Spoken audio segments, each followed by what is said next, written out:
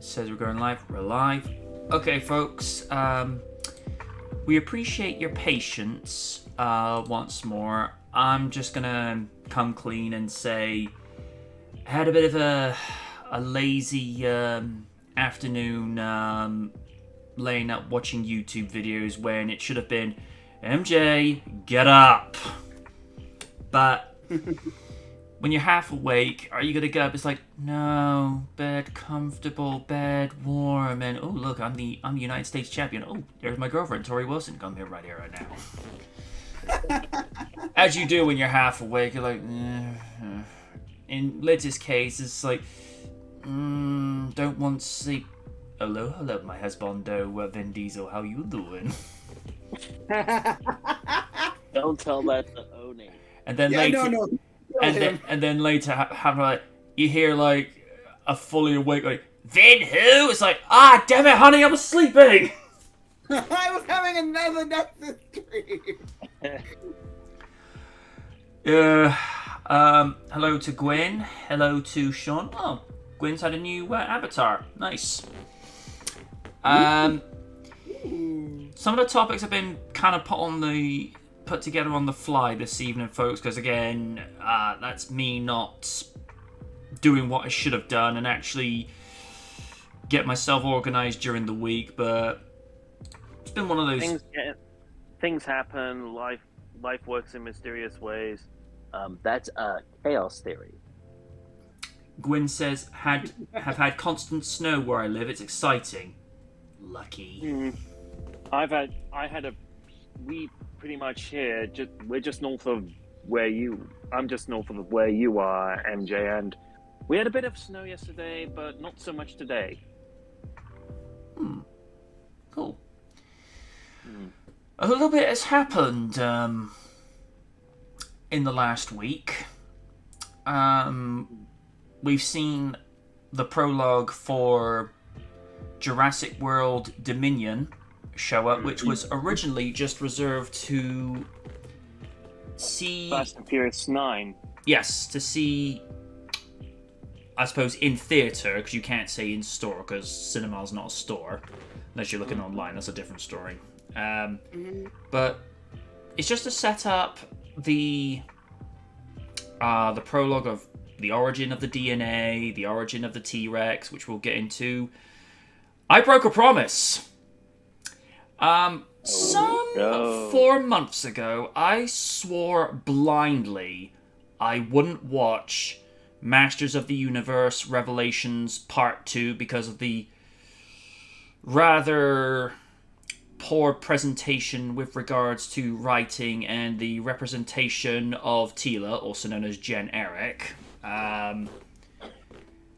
But I gave into curiosity last Tuesday, and I'll say this, Nana, it's still mediocre, but it wasn't as nauseating as part 1. Tila the women still get too heavily focused on, from the sorceress, Tila, and to Evil Lynn's ascension, which some of you have been privy to screenshots of what she looks like when she uses the Sword of Power for herself. She basically just... Imagine She-Hulk with natural skin color, short haircut, but being real badass and not wearing any shoes. Beastman gets a little bit more screen time and dialogue, and he really comes across as being somewhat of a friend mentor figure to Evil Lynn, saying, your Skeletor's better, why don't you lead us, since you actually have a clue of what you want to do with the power, where Skeletor is just like, I want to kill He-Man, and to be fair, I would have preferred that version of Skeletor to... here's the thing. I know Mark Hamill's trying, but every time I hear Skeletor's voice in that series, all I hear is the Joker. He-Man is better represented this time, and you actually get to see more of the altruistic and bravery of Prince Adam, as opposed to last time where you only see He-Man in flashbacks and when he's killed in the very first episode, which I'm still salty over that.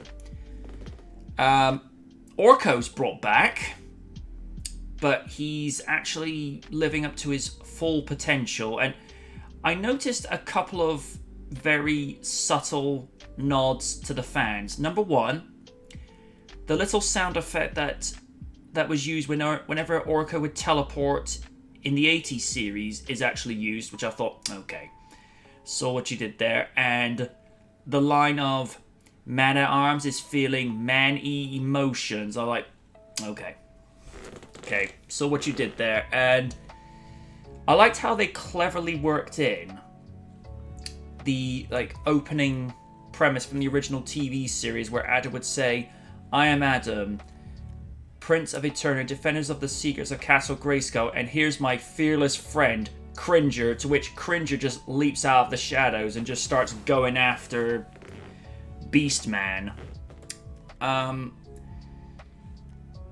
did not like the way that the sorceress was taken out, and they kind of did a retcon from the 80s series, whereas in the 80s, Duncan was Teela's surrogate father, whereas in this one, Teela is the child of the sorceress and Man-at-Arms. Which they kind of hinted at that in the 2002 series, which I've said once before, cancelled way too soon. That deserved at least one more season, because it would have seen Skeletor rising back to power, and I don't know exactly what they would have done, but it probably would have done with Teela's ascension up to the sorceress as well, and possibly the introduction of Hordak. I'm glad that, when you actually see Adam get the sword back, it feels rewarding, because to steal a line from a legendary WWE superstar, finally! Seeing Skeletor wielding the power was one thing, but then you see, like I say, Evil Lyn do it, and then Adam calling down the power without the sword. That was... The only way I can describe Savage He-Man is picture a blonde Hulk. But the difference is this Hulk-like creature actually kills. Whereas, dependent on which incarnation and iteration of the Hulk you follow, the Hulk would disarm and destroy, yes, but he would never kill anyone. And also comic book code and, code of Saturday morning cartoons. And even in the TV series, he never killed. Whereas with this one, all I'll say is, don't ever say anything that would likely enrage the creature, because that's the only way I can describe this version of He-Man. And ironically, it's King Randor's admittance that he'd failed as a father, and that he was proud of the way he had become, just to be able to call down the power and then to give it up. And you actually see He-Man give up the power, even though was overcome by the emotion. And not to get on too much of a personal thing, but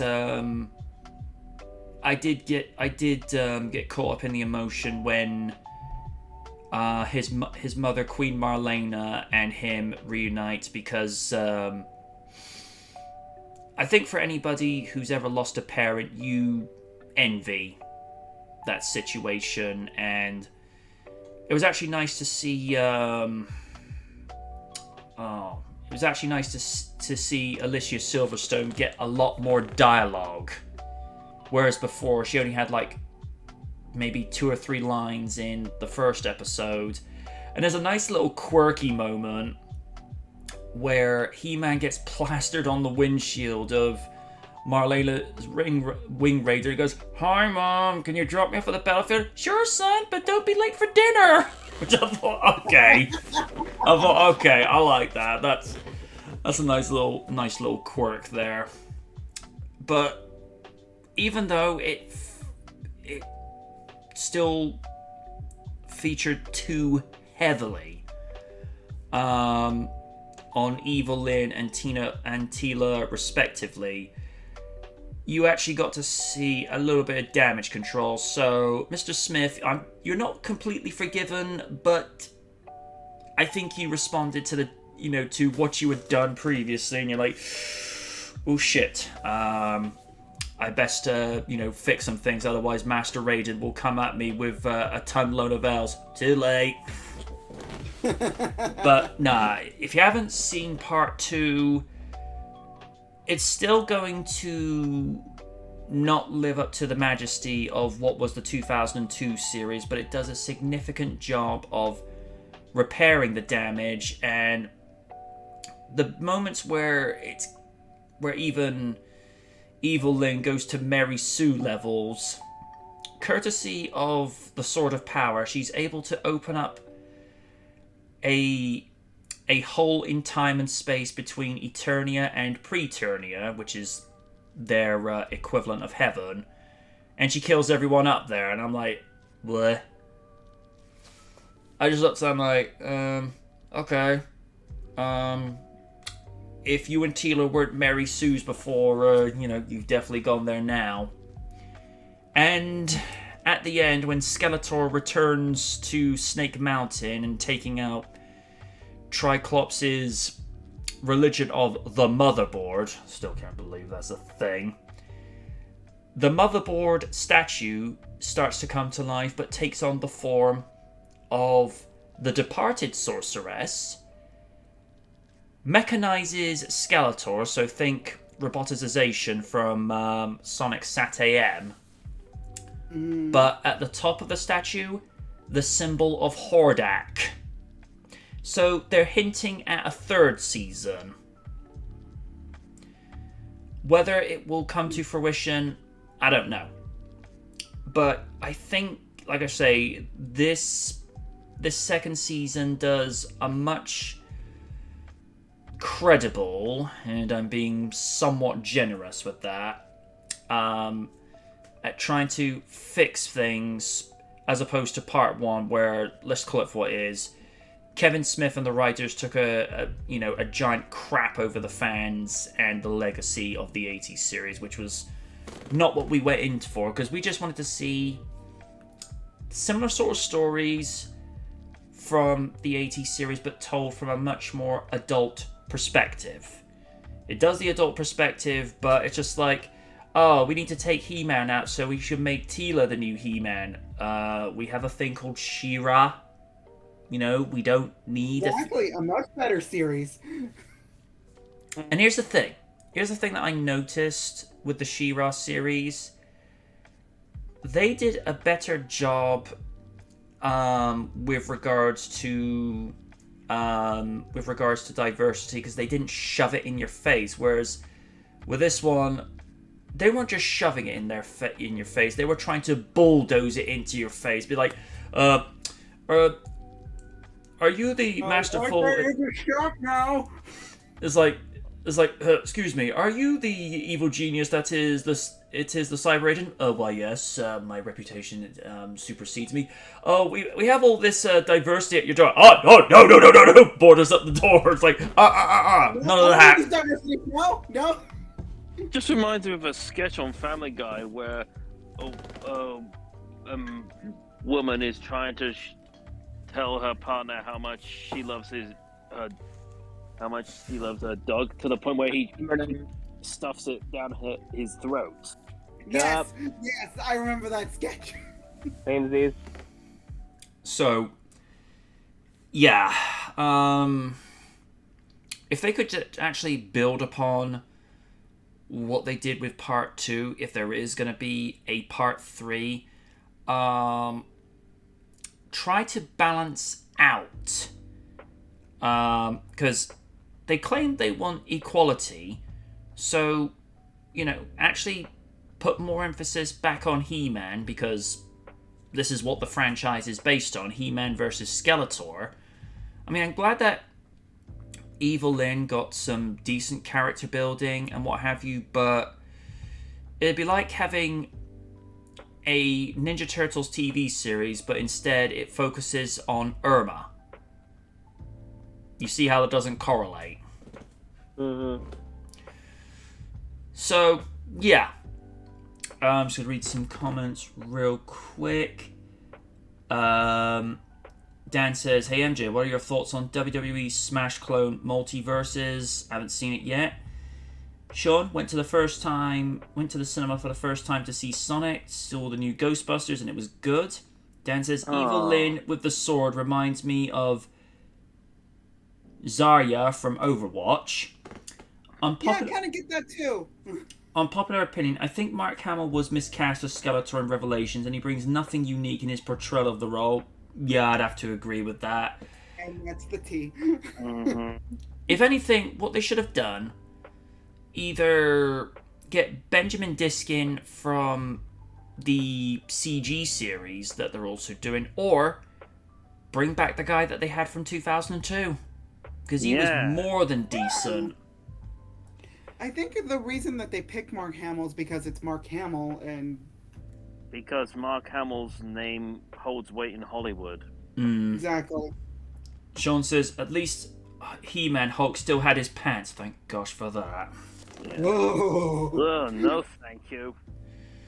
The only times we've ever seen Hulk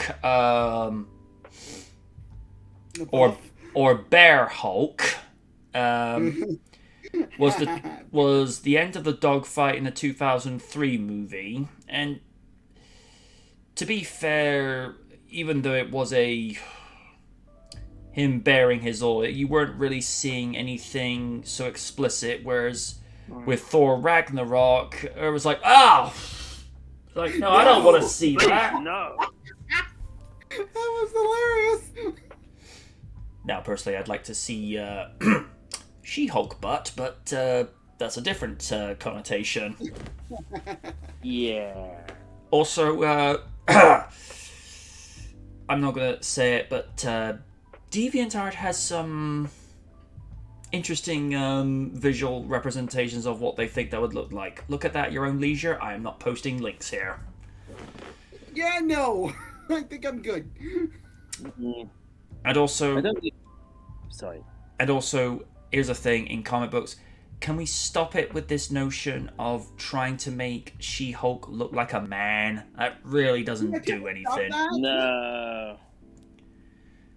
I mean, what was wrong with the way She-Hulk was represented in the comics and animated series before? I mean, you can have a female character that has an athletic, muscular build, but still be feminine. Because here's the thing: if there are guys and ladies out there that like a muscular, masculine-looking women, okay, that's obviously good for you. But it doesn't do anything for me. Don't do anything for Lids. Don't do anything for Raiden. I'm pretty sure it doesn't do anything for Steven either. No.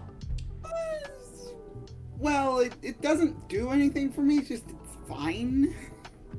Fine for what it is. Just as long as they're not trying to shove it down our throats. Exactly.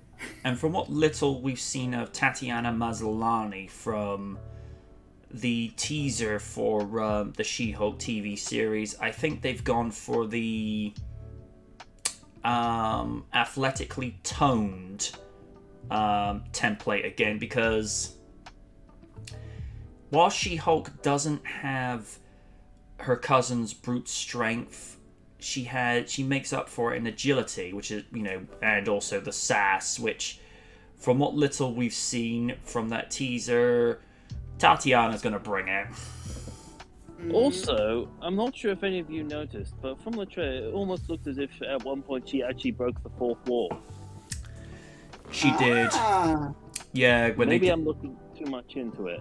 Well, they did that kind of a reenactment from the original TV series pilot where Bruce was dressed up in the attire that Bill Bixby was wearing, and the camera focus was softened to make it look like that piece was shot from the 70s, but some are speculating this may be a tie-in with WandaVision with the way that it's screwing up the multiverse. But Well, a lot of things are screwing up the multiverse at the moment. Uh-huh. What with Loki and Wanda and Spider-Man. and also Yeah. also speaking of different franchises, DC have put out the Super Pets League movie. Oh, yeah. With Dwayne The Rock Johnson. Here's the thing, I don't have a problem with that, but I don't know. I don't think that's something that's necessarily something to put on the big screen. That could be something like an extended high quality CG Short film. TV. Yeah, just a high quality CG TV feature that you could put on HBO Max. It doesn't need a cinematic treatment. And I get why Rock is doing this, because he's showing that, he can have fun at his expense, but I don't know. But anyway, yeah, to get off a long tangent, those are my thoughts with regards to Revelations Part 2. Is there anybody in here that saw Revelations Part 2 that would like to give their 2 cents? Not yet. I've only seen bits and pieces, and from what I've seen, shit gets real really fucking quick, especially when, I don't want to give too much away, but there is a scene where it's like, oh, they just killed those people. Okay. Those people are really dead. Yep. Not giving that away, but it's like, okay, shit just got real. Right.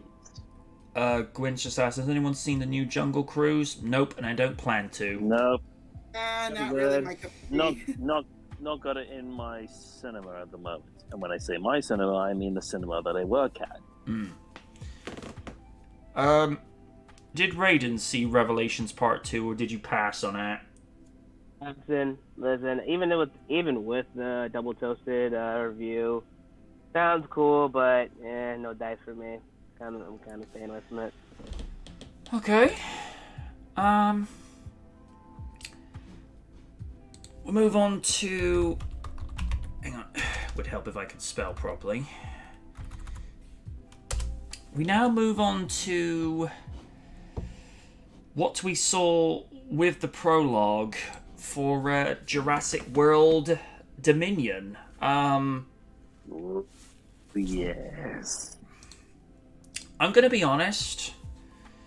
Although it was short and sweet, it gave us the necessary context of how, well, only going by what the viewer would see as the origin of the T-Rex DNA, even though there's some paleontological inaccuracies, because for starters, the Giganotosaurus or the Giganotosaurus, whichever is your preferred pronunciation of the dinosaur, lived 30 million years before T-Rex, and Iguanodon was on a different continent and a different part of the Cretaceous to T-Rex and the Giganotosaurus. So I get it from an artistic license perspective. It looks good to have those three within the same scene. The first thought I had when that shot opened up and you see the sun over, let's call it for what it is. It's basically, I cannot believe this is the Pride Lands from The Lion King. All I could hear in my head was, Sivenya! That's all I could hear in my head when I saw that. And even when the apatosaurs are walking across the plains and leaving actual footprints on the ground, which they've not done in Jurassic Park movies before. Yeah, you see a T-Rex track, but you only ever see like one footprint. Whereas with these sauropods, they were leaving several. And I'd like to see Universal do like an updated version of Walking with Dinosaurs, but with this high quality level of digital animation, because this is probably the best the CG dinosaurs have ever looked, and we see a prehistoric Rexy, not completely covered in feathers. It's more like sort of an expanded version of how the male velociraptors looked in Jurassic Park 3, where it's just more quills rather than... So the T-Rex is still very recognizable. It's just like, it's very light taming of feathers, whereas when we cut to present day, Rexy's very reptilian. But then again, why would she start sprouting feathers after being on the planet for nearly 30 years when, you know, we've all seen her since Jurassic Park? She's never had feathers on her. Could be that they're doing an accurate representation of dinosaurs at that point, because they say birds are descended from modern day dinosaurs back in the day. So could be that.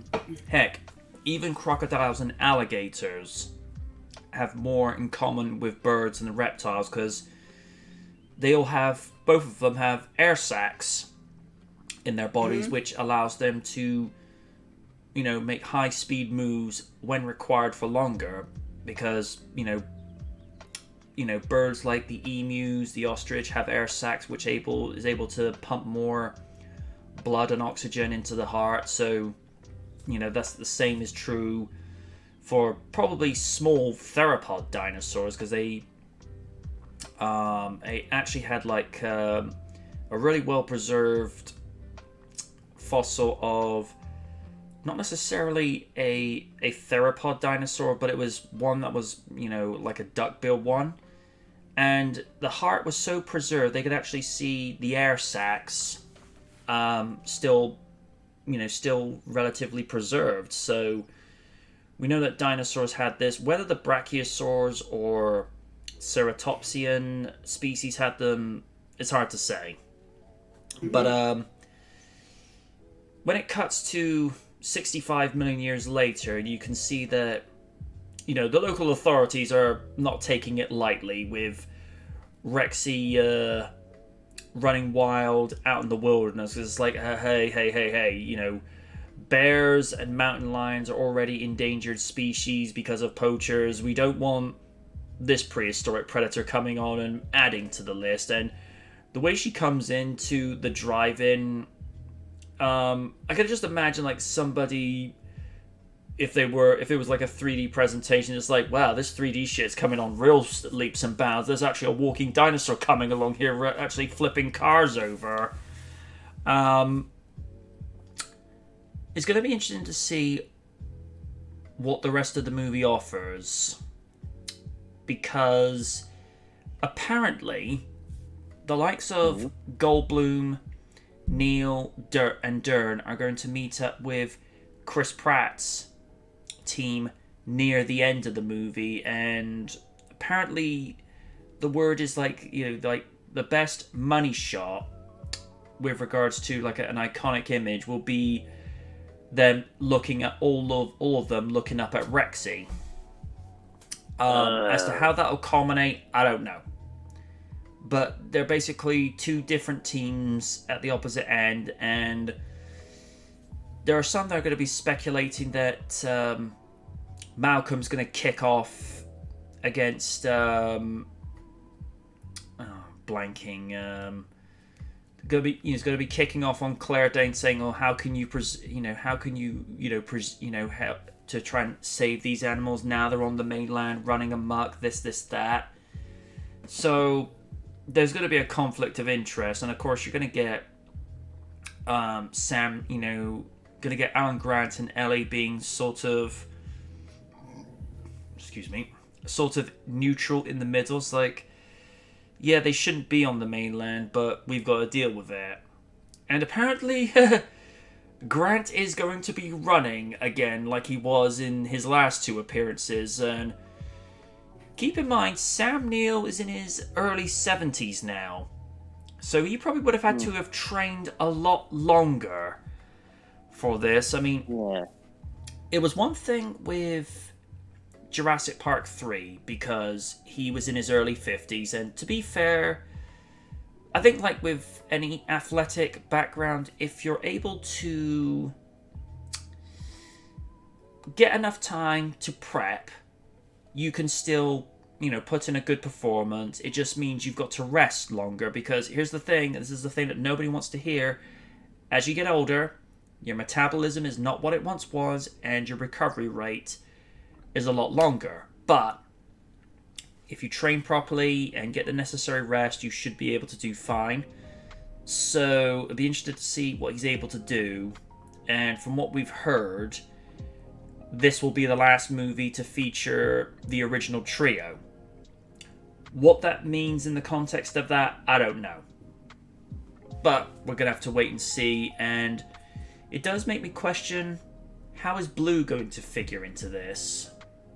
Because they've given no context of how she fits into it. Is she actually just going to work with Owen one last time, or is she going to get killed off? Because I'd actually like to see, I appreciate this is being, people will say, well, this is not how modern cinema is done. I'd actually like to see a happy ending for once. Because I think most people collectively have had enough of the gritty realism in modern cinema. It's like, look, we get it. People die in real life and tragedies happen, but the cinema is a nice form of escapism that can take you away from that. So I'm just asking this once, can we have a nice, pleasant, happy ending? Especially after the current state of the world, we need more films with happy endings. Exactly. Am I wrong? No, you're not wrong. Because the idea of a movie, or even a video game, or heck, even a book or a good TV series, in which case go back 20 years for that, the idea is to take you out of the real world for whatever amount of time necessary and switch your brain off for a while. Just allow the escapism to get the dopamine going and just allow yourself to relax and be like, okay, I can relax a while. Because, the brain needs to produce dopamine on occasion. Just, that's why you listen to music you love. That's why you go to watch movies you love, because you want to be entertained and you want to have enjoyment. Which, that's what human beings crave. As to where things will go after Dominion, I don't know. But Frank Marshall has said there are going to be more movies. How that will come about, I don't know. But I'm pretty sure after Jurassic Park 6 finishes up, they're not going to leave it 14 years like they did between Jurassic Park 3 and Jurassic World. But considering the lackluster performance at the box office and from critics and fans alike, and even Liz has, said when we did the commentary for Jurassic Park 3's 20th, this is bottom tier level. Yeah. So they don't want to do a repeat performance of Jurassic Park 3 again. So we're just gonna have to wait and see. Steve, what are your thoughts with the prologue?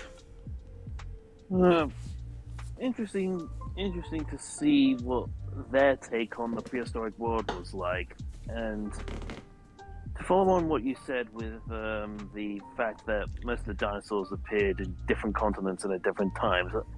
I don't think South America and North America were joined up at that time, because those two lived on those two different continents, T-Rex in North America and Giganotosaurus in the south. So probably a little bit of creative license with that. But then again, most of the time, especially in Hollywood, realism doesn't make for good action sequences. True.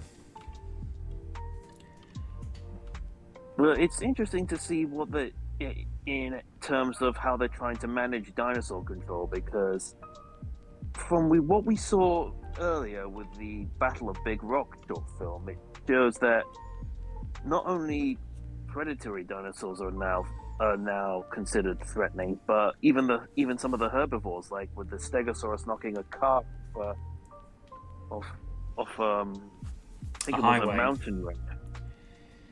Yeah. So most likely the world governments are probably having to do something about that.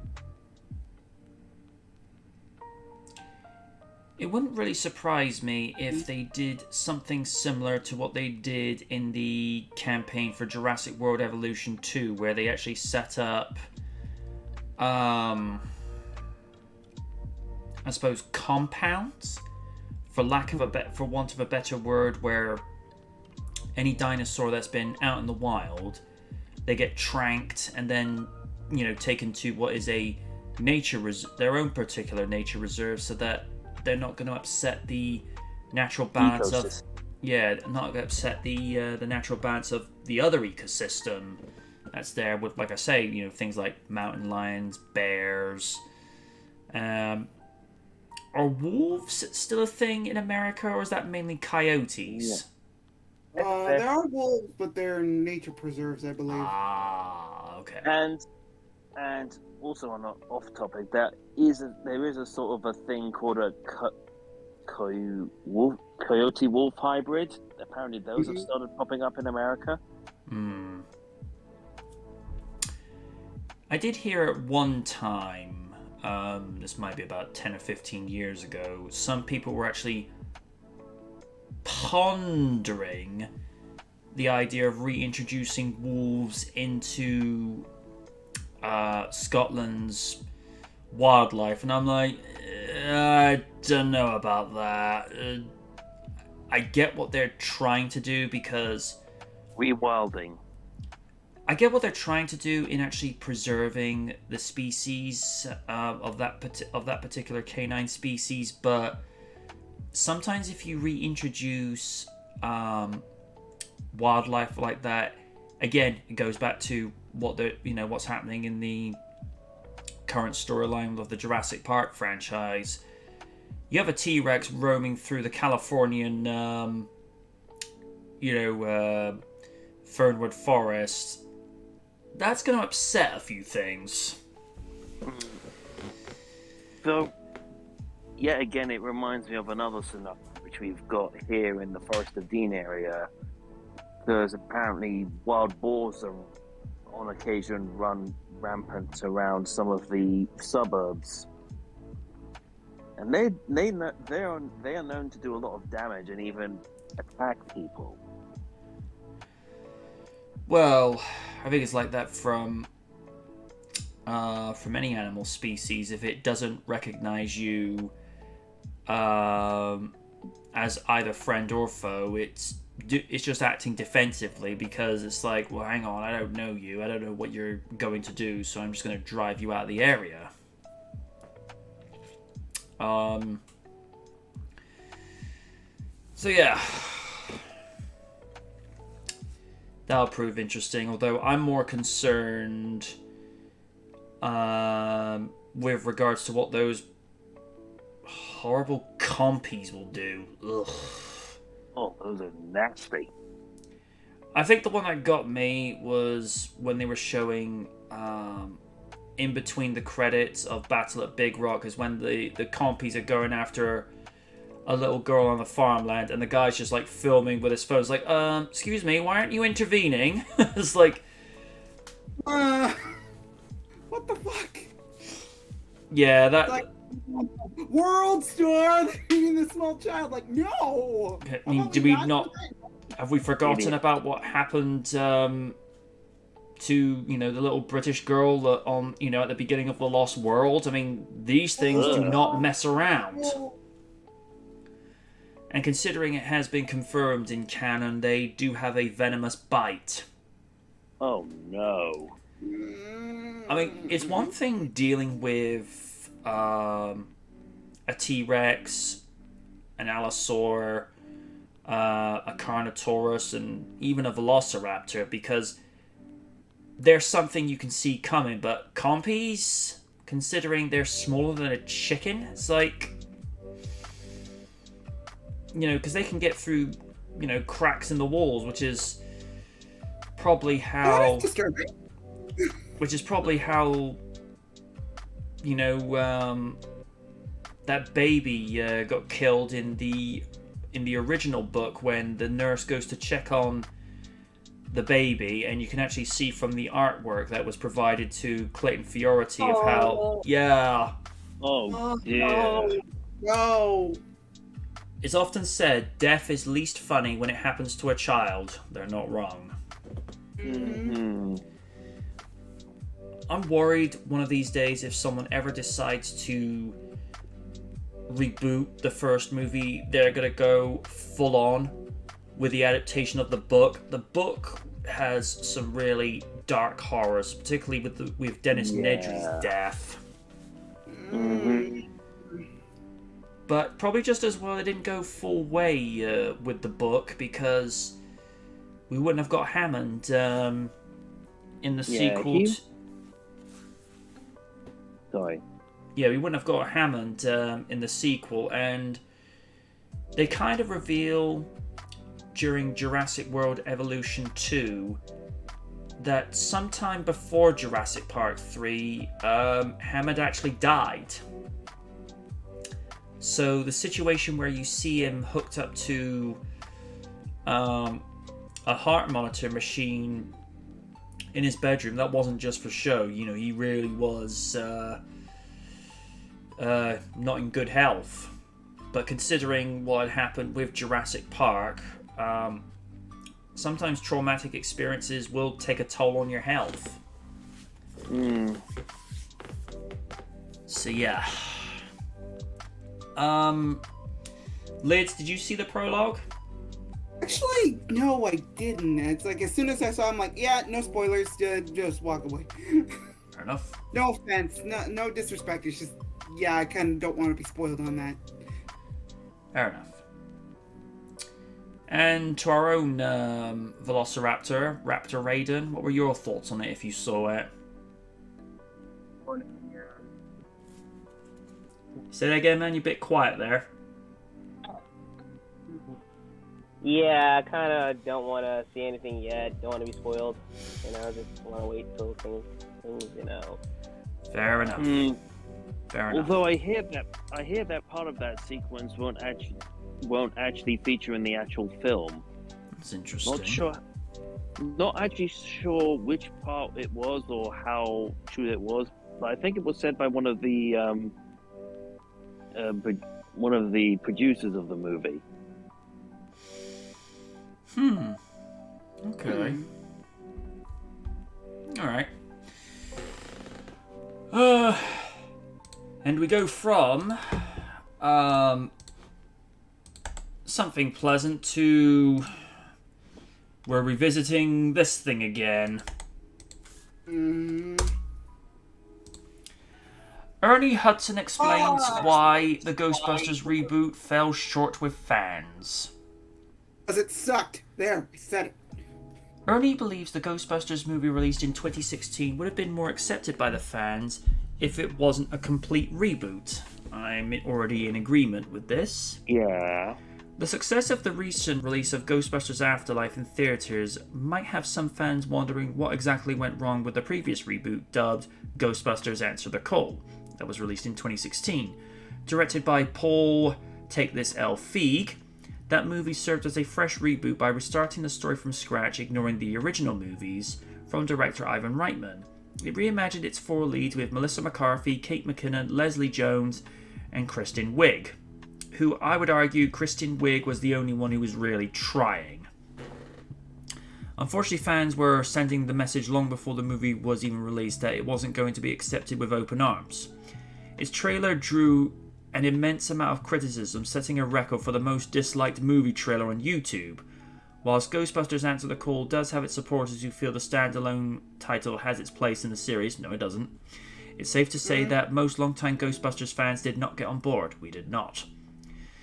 Franchise star Ernie Hudson recently weighed in on why Ghostbusters Afterlife is doing so well while Answer the Call had left so many people feeling disappointed. Hudson, who had a brief cameo as an original character in the remake, considers himself a fan of that movie and its cast, feeling that the issue wasn't with its new stars. The big problem, as Hudson points out, was that Paul Feig's story shelved the original movie's continuity completely after fans had been calling for Ghostbusters for 3 years. Right away, this convinced many fans not to even give it a chance. I'm a big fan of Paul and the four women. They're all very funny people. Raider would beg to differ. But I felt they put themselves in a bind because they didn't make it part of the Ghostbusters universe. I think Paul wanted to do his thing, and the fans saw Ghostbusters in a very specific way. I think Jason took that into account in the new movie. It would have been easier if they hadn't done a reboot. Going a step further, Hudson also imagines that Ghostbusters Answer the Call would have been better received with the fans if it was more of a legacy sequel that connected to the originals, as is the case with Afterlife. Hudson even pitches that the new characters could have served as the daughters of the previous Ghostbusters, an idea not too far removed from Afterlife's plot with the Spengler family. Maybe by making it a reboot, Paul Feig was dooming his movie from the start, even if some fans, and Ernie Hudson himself, can still appreciate Answer the Call for what it was. If it had been 20 years later and these were our daughters, that would have tied in better, but when you do a reboot, you're forcing a comparison. It would have been much funnier if they had fresh material and could do their own thing. I enjoyed it even though I felt it was a standalone and wasn't really part of the Ghostbusters universe. Afterlife is now playing exclusively in movie theaters. The legacy sequel brings back Ernie Hudson along with several other stars of the original movies, and he also says in the interview that he's hopeful to see Winston mentor the new cast in the sequel. You can check out the full interview with Hudson at Yahoo. Completely agree with him, and here's what I like that he does. He calls them out, but he does it in such a way where, he's not verbally, bashing them. He's just saying, look, this is the brass taxes. You try to have yourself so far removed from the original legacy. That's why the audience turned around and said, no, we do not accept this. Because when you saw empty theaters in droves, and only like maybe a small handful of people actually go into said theaters, and they show screen caps of maybe 2 or 3 people in there, it's just like, that's sending the message, Sony. It's like, no. If, again, I always say this, if the original movie was completely awful and didn't draw in the numbers, and Paul Feig wanted to do a different take on it, it's just like, well, if you're doing a remake of an awful movie and you're trying to think you can do it better, it's like, have at it. But the original Ghostbusters is seen in the same light as that of the first Back to the Future. It's like, don't touch this, leave it alone. And Hollywood, we're keeping a very, very close eye on you. Don't even think about touching Back to the Future. Because Bob and Bob have said, whilst they're still alive, no reboot nor remake will happen. And they go and say, oh, but new audiences won't get it. There are people that were born in the early 2000s, and they got introduced to Back to the Future by their parents, and they love it just as much. I mean, heck, Oni wasn't born until the late 80s, and he loves the first movie. Mm-hmm. He's not too high on Jurassic Park, but, 1 out of 2 ain't bad. Yeah, I don't know what it is with him, but he's got he's got some sort of issue with the Jurassic Park series. I don't know why, but to each their own. That's him. I can't really put words into his mouth, but if he doesn't like it, he doesn't like it. No. Right. Everyone has their likes and dislikes. Yeah. Exactly. That's what makes us unique. Mm-hmm. Yeah, because there's some people out there that think Spider-Man 3 is a masterpiece. In other news, you people are crazy. It's more memeable if that makes sense. I'll grant them that. We just don't like that scene referenced.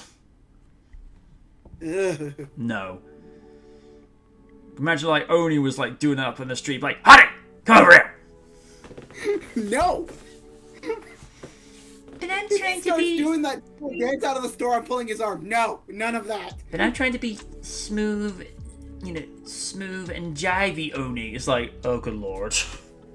Oh, no, you're as smooth as chunky peanut butter. Now let's go. Ooh, peanut butter. Lovely. No. Still, could be worse. No, you're right. It could be worse. Could be me doing my best J. Jonah impression while he was wearing the Spider-Man costume. Oh, dear. Here's the thing with that scene. I don't know who was enjoying that more, JJ or JK. Yes. Yes. I like how he knocks his stationery cup over and then just quickly puts it back up. It's look presentable. How the rest of the cast were able to keep a straight face whilst he was doing the poses, whilst he had his cigar in his mouth, was Of course, you can't do that in movies now. Of course, you can't do that in modern movies now. You can't have someone smoking. If it's a thing where, you're having it set in the 40s or 50s, well, you're going to have that anyhow because that's historically accurate. I don't know. Lid, your thoughts on Hudson's comments? I mean, he's not wrong. Because, to be fair, I tried to give the movie initially a chance. But as soon as all the shit that came out, the fact that it looks so bad, and to top it all off, you cover one of the best theme songs in the entire series, and you replace it with Fall Out Boy. No. What? No. You think I'm joking? Look that up. I've heard the cover. I stopped after 20 seconds. Oh, God. I like Fall Out Boy, but no, just no. And the fact that the cast, don't get me wrong, that's fine. It's your paycheck, you have to earn it. They defended this movie, and you don't see the flaws here. I get that you're trying to get your paycheck, but there are flaws here. There are plot holes within plot holes. Plot holeception. Especially with Leslie Jones. Oh, God. I'm sorry. I love Leslie Jones, but no. Just, Leslie, stop. Stop. But, again, I agree with what Ernie Hudson said. If this had been, a legacy film instead of a reboot, it might have gotten a bit more of a shot. But, no. But again, he was a real class act about it. He's just saying, he's not completely defending the film, but he's saying it could have been better if this had happened.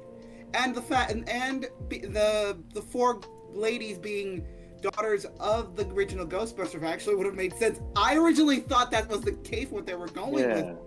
No. Because, again, I could see Kate McKinnon's character being maybe Egon's daughter or granddaughter or something. I don't know. And I see a lot of I want to see a lot of Peter Venkman in Melissa McCarthy's character, but that's giving her too much credit. And Leslie Jones being the daughter of Ernie Hudson's character. Yeah, that could have worked. That could have worked. Again, Ernie Hudson's character was the most skeptical of the four Ghostbusters originally. He was just there for the paycheck. exactly. Yeah, and again, like that, I can see that happening. But since they didn't do that and decided, oh, let's just reboot the whole series, that was your first mistake. That was your first freaking mistake. But again, I do like that he kind of said it could have been better if it was done like this, without completely taking a crap on the movie like everybody else has done it. But, like, what's done is done, and now we got a better movie out of it. So. Yep. Steven? One, I think he's very smart to go with a very diplomatic way of discussing it. I never saw Ghostbusters 2016. I never intended to, and I still never intend to see Don't. it. Hello? Hello? No, I said, don't ever watch it. It's nasty.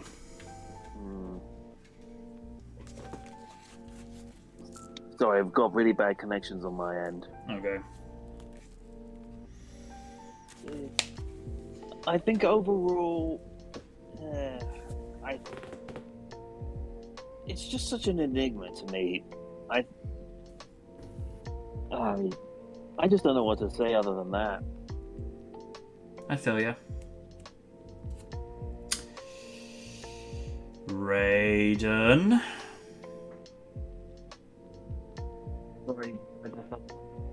Props to him for still, half defending it, but I think I've had enough fill of just ripping this movie a new one.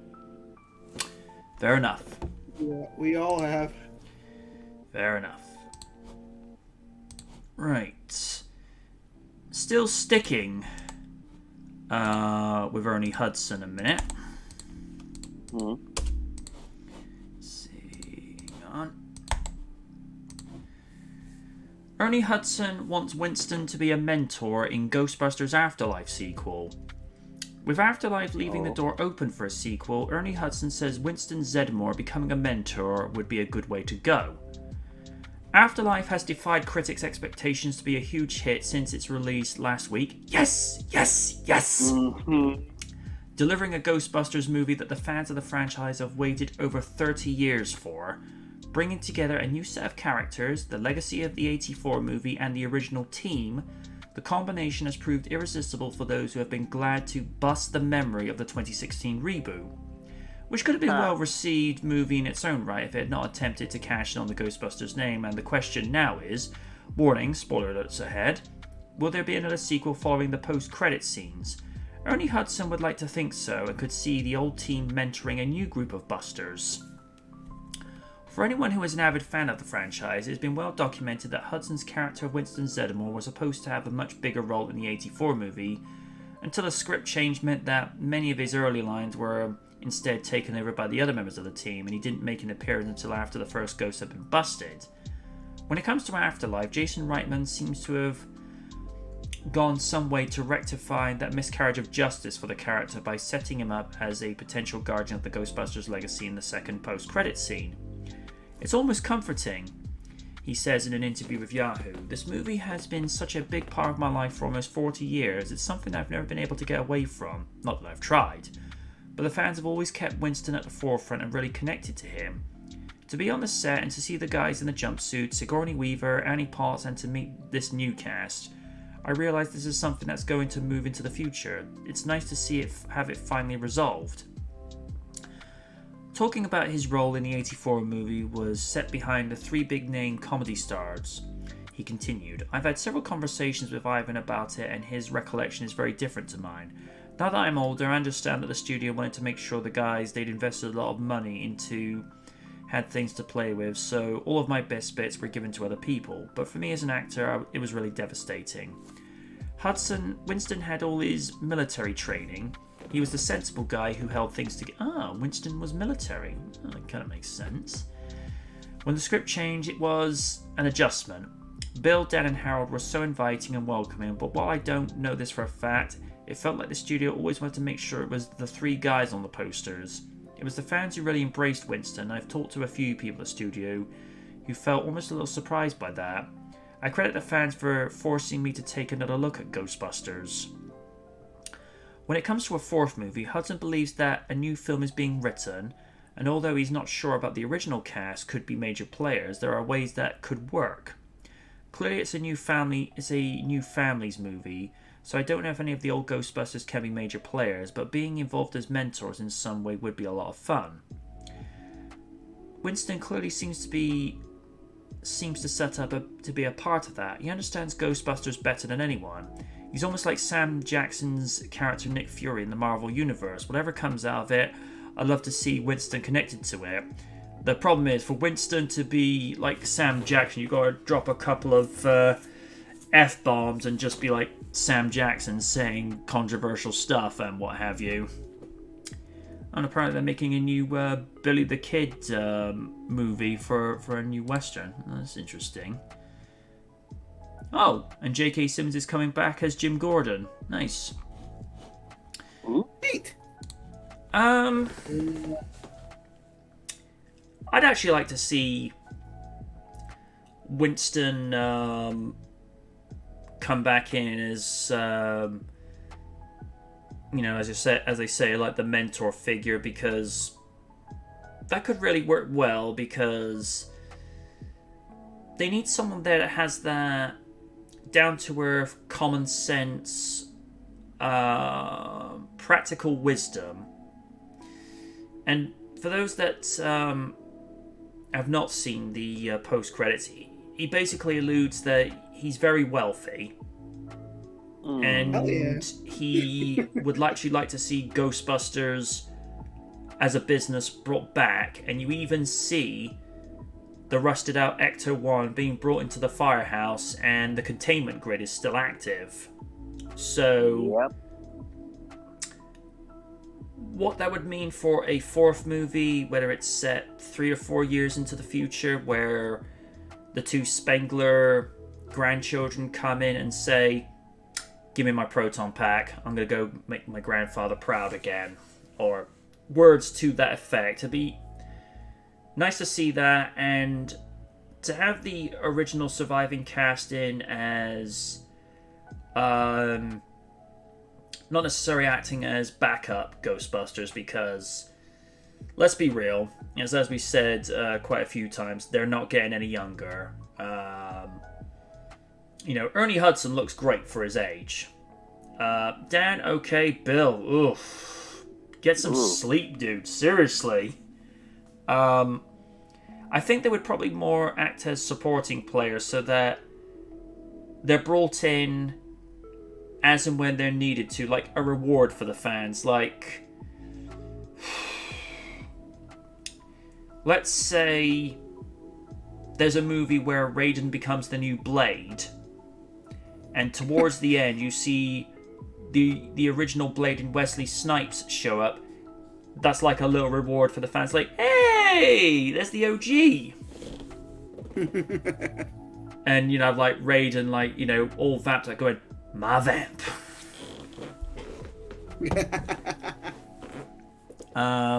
Or like if they ever, heaven forbid, they ever decided to do a full-on theatrical adaptation of Buffy the Vampire Slayer, where, let's say, for the sake of discussion, they have who's a leading lady who's in their early 20s and has got that kind of Buffy look about them. I don't know her name, but if you've ever seen the series Stargirl, the lead character could play a very convincing Buffy. Stargirl, you say? Yeah. Star girl leading actress. Breck Basinger. Her. I see it. And presumably the young daughter of Kim Basinger. I don't know. I don't think they're related, but yeah, I could see her playing a very young Buffy. Yeah, so She's in the right. She's at the right age where it's like she can grow into the role, but she wouldn't look too old. yeah. Well, to be fair,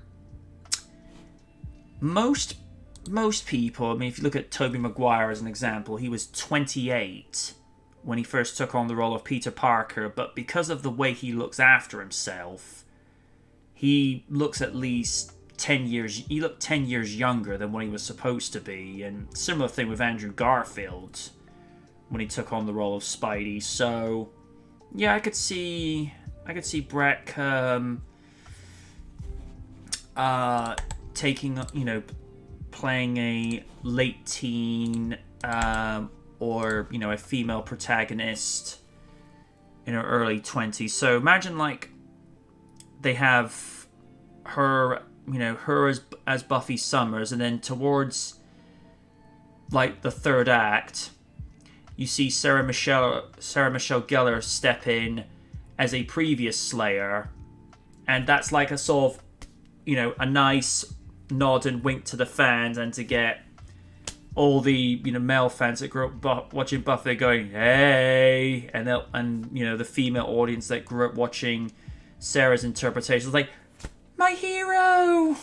It's little things that it's like I say, it's a nice nod to the fans, and it's something respectful. So I could see it done in that way, or if they ever reboot Iron Man and they get RDJ, well, maybe some 20 to 30 years in the future, and you get like, I don't know, Zac Efron the second, for the sake of discussion. Okay.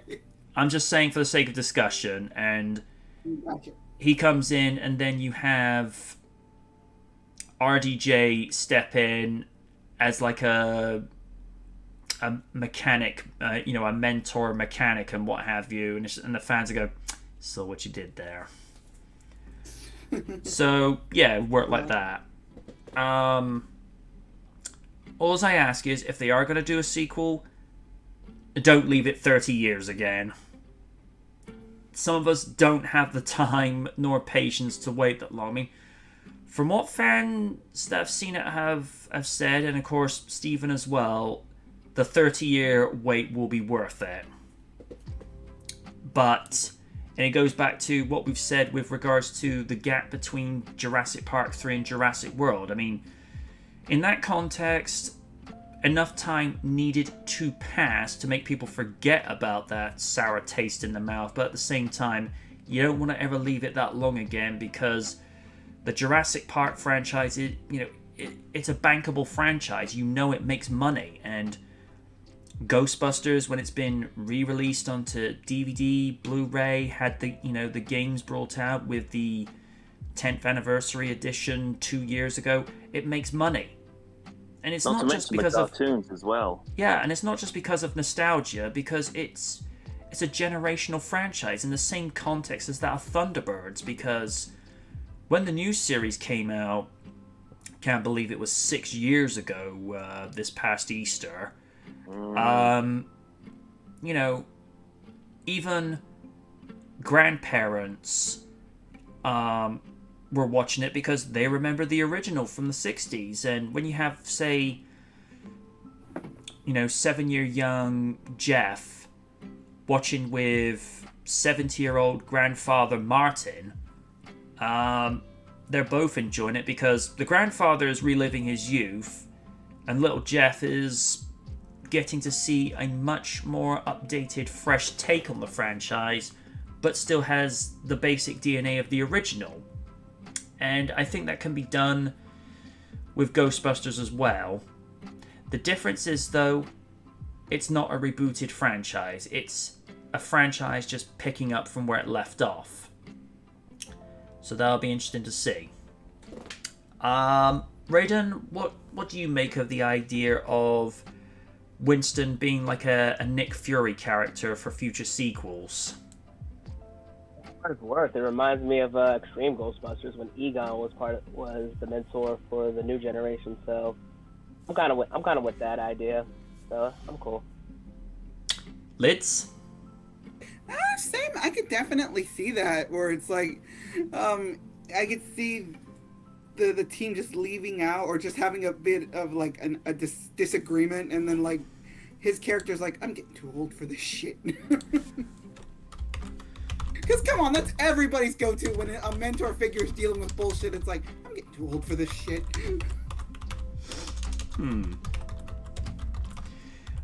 Steven? I could see more. Could see his character be more or less a mentor, but have some of the other characters from the franchise involved in maybe minor roles. I mean, for one thing, in one sequence they do explain what the other Ghostbusters ended up doing, kind of after the split, as it were, and if they end up trying to set up a new team of Ghostbusters, they could have roles within that new team. Not necessarily as the Ghostbusters, but in a way to help get the word out there that there's a new team in town, kind of thing. Maybe doing research into types of ghosts and with marketing, trying to get it out there. There's a whole lot of potential that they could do with a new movie, trying to set up the new Ghostbusters, as it were. I could see that actually happening. Yeah, it could work. Anybody who's paying attention in the chat, I have set up a poll. What do you want as a real feature season finale? Do you want Power Rangers versus Power Rangers, or do you want Superman versus Man of Steel? Ooh. That is a conundrum. Because I have a script for Superman versus Man of Steel, but because this will be a little too close to Christmas and there's still some people that still see Man of Steel's Superman as an allegory for Jesus, I thought, give people an option for a second option of a second choice, because I actually have the 2017 movie on DVD now. So I've been toying with the idea of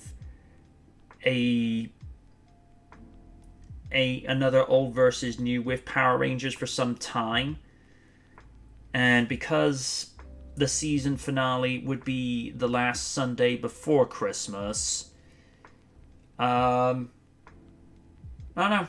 It's just something, to give an idea for something for people to work with. And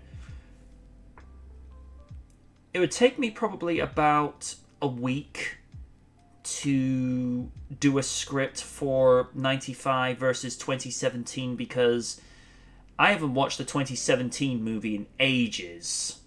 In fact, I've probably only ever seen it twice on Blu-ray, because let's be honest, it is kind of a forgettable movie compared to the original. I mean, the original's cheesy and cheap, but it's cheesy and cheap in a charming way, whereas the reboot, let's be honest, we only watch the reboot for like the last 20 to 30 minutes where it actually becomes a Power Ranger story. Especially the moment where I can already imagine the theater. Raiden hears the 95 tune. Oh my god, I was squealing from the inside when I heard that. Someone chewed me out on Twitter because I'd posted on Instagram that I was watching Power Rangers 2017 at Warner Village over in Cribbs Causeway with a mini Pizza Hut box, a Krispy Kreme box, and a J2O because I was on Lent at the time, so I couldn't have any soda. And he goes, "Oh, don't be like that guy in there." And I'm like, "Dude, I was the only one in there." It's like, "Do you really?" Oh my god. Yeah, somebody took it that personally. I thought about hearting the comment or just saying something. "Oh, aren't you sweet?" But I thought, nah, that's just gonna rile them up even further. Like, just leave them alone to their own ignorance and misery. Mm-hmm. So, that is a poll that will run till the end of the podcast, and whatever one comes up, that's what I'll do as a season finale. Because, like I say, I have the script all done for Superman versus Man of Steel, but I don't know. You know, it's just something about doing it too close to Christmas doesn't really feel too right. And Kaiju's often wondered how the 95 movie would fare against the 2017 movie. I might actually use like an audio clip where here's what I think about the CGI from 95, and it cuts to Raiden's commentary. "Oh my gosh, that CGI! That still looks nasty." Why did the Megazord have to look like a clumpy piece of metal? Why? Yeah, that's it. And Because I'm just reminded when I hear these words to this day, Kaiju goes, by the way, that's a terrible mech design." Oh god. Don't get me started on Goldar. That was from the modern one. Don't get me started on Goldar. Why?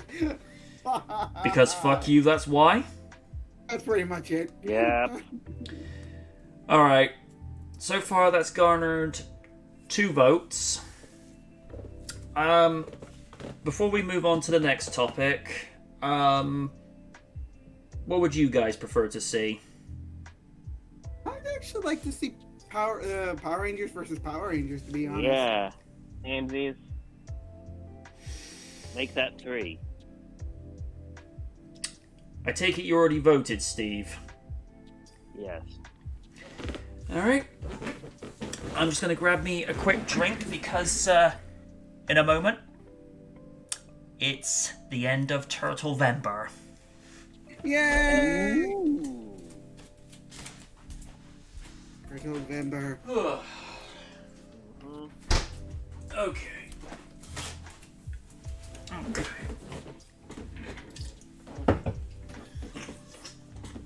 Alright. No, there's a bug in Open the up a rug. fresh can. Okie dokie.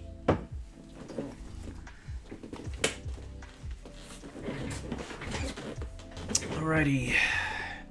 Let's go grab the link. Let's see. Alright. Let's get that set up.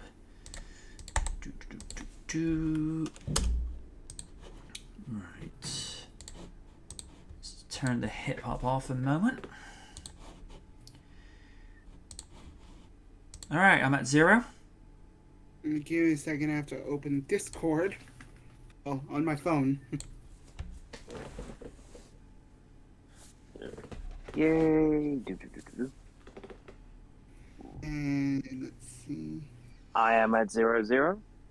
AMZs. And Ooh, hold on. excuse me. I am at 0.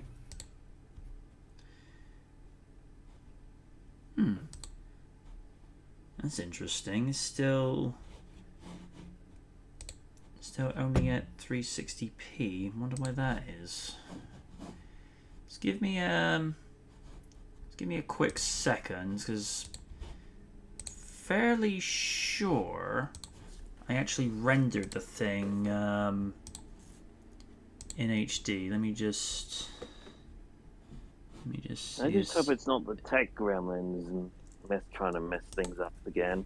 Out of the shadows. No, it's in 720, unless it's still taking a while just to render as such. Better. Let's That's interesting. Let me see. Go straight to... Look at it this way, it could be worse. Yeah. Alright. It could be GTA, the Defective Edition. We don't talk about that. No. We don't Can talk we about not that. Well, thankfully, Ernie doesn't have to play that anymore. No, he does not. Yay! Alright. 3, 2, 1, play. Wait, hold up. Wait. Oh dear. I was doing something else on that. Yeah, I want some stuff. Okay, now I'm ready. 3, 2, 1, play.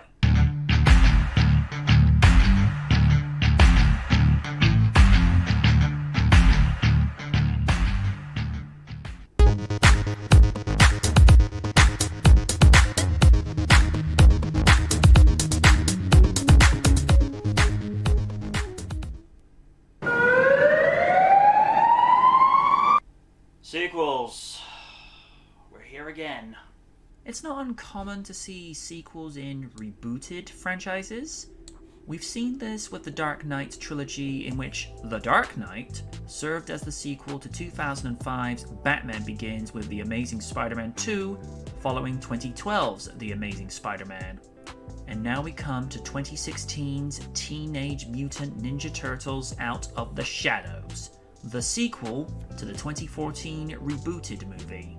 Has this aged well, or will this be a turtle bummer? Time to find out as we head back to the sewers once more for Out of the Shadows. For the most part, the writing is fine.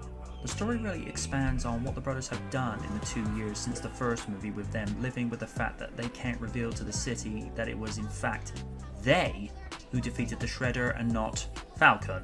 I appreciate that the Vern character is meant to be there for comedic effect, but do we really need a plot element that just inflates it? Just saying. There were more elements brought in from the 80s animated series, with the long-awaited screen debuts of Bebop and Rocksteady, the Turtle Van, the jingle from the animated series highlighting the episode title, and April's TurtleCom done in an Apple Watch-esque style, with 3D projections and a neon graphic of Donatello's 80s counterpart. Okay, I'm not gonna lie to you. Okay, I didn't notice that. Long-time fan, very happy. 80s Donnie for the win. Shredder is much more involved this time around compared to the way he was played down in the previous movie, in which he was overshadowed by the Eric Sachs character. There are elements of his 80s counterpart that was portrayed by the late James Avery, who for my money, best Shredder ever. But it's more of a reserved dignity, whereas Avery's performance was of someone who would throw a fit if things didn't go his way. Whereas this version just simply looks to rectify the problem. It's an interesting plot to see the conflict that the purple mutant. I like the fact that Donnie had a brothers SNES when controller to his discovers arm that the there. news that turned Bebop and Rocksteady into mutants Neat. could turn the turtles human. Mikey and Raph are yearning for the chance to be able to fit in and not be shunned and feared for their appearance, whereas Leo believes that their place in life is to work from the shadows and just accept it. Whereas Donatello appears to be neutral. He gets why Leo would think that, but at the same time he sees his other brother's point of view. And it's touching to see Raph sticking up for Mikey, as that's not a side we ever see of Raphael that often on film. So despite the rough and gruff exterior, there is heart to him.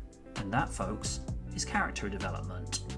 And now the part that no one wants to hear. There are elements of the writing that are detrimental to the movie, and it might be some of the reasons why this movie didn't do so well at the box office. First off, when you hear uses of the word butt instead of ass. Look, I appreciate that this is marketed towards kids and young families. I get that. However, consider the fact that this movie was rated 12 PG-13, then surely it would have been fine to have the use of the latter and not the former. It's just a small part, but it's something that I found to be jarring and insulting when you consider the first movie did so well with the writing without having to resort to Saturday morning cartoon writing. No offense. Also, let's address this particular elephant in the room. This movie did Casey Jones dirty. Casey's a character that was portrayed satisfyingly dear. in previous movies and the 2003 series, What especially must since a lot of people cite that was a true to the original comic book. But in this movie, Casey comes across as annoying. The character doesn't think things through, being a hothead, and there are only elements from the comics with him wearing the mask and having experience as a hockey player. Okay, There are I moments where he understand that they clashes with want to Raph, do but like even sort then of it's like watered down Easter compared to the eggs or fights they whatever. have in the movies Yeah. and the various TV series. No, you To don't sum have it him up, wear it once the and then writing just like, has oh, he's more Casey than Jones. enough No, satisfying pieces that make longtime fans happy.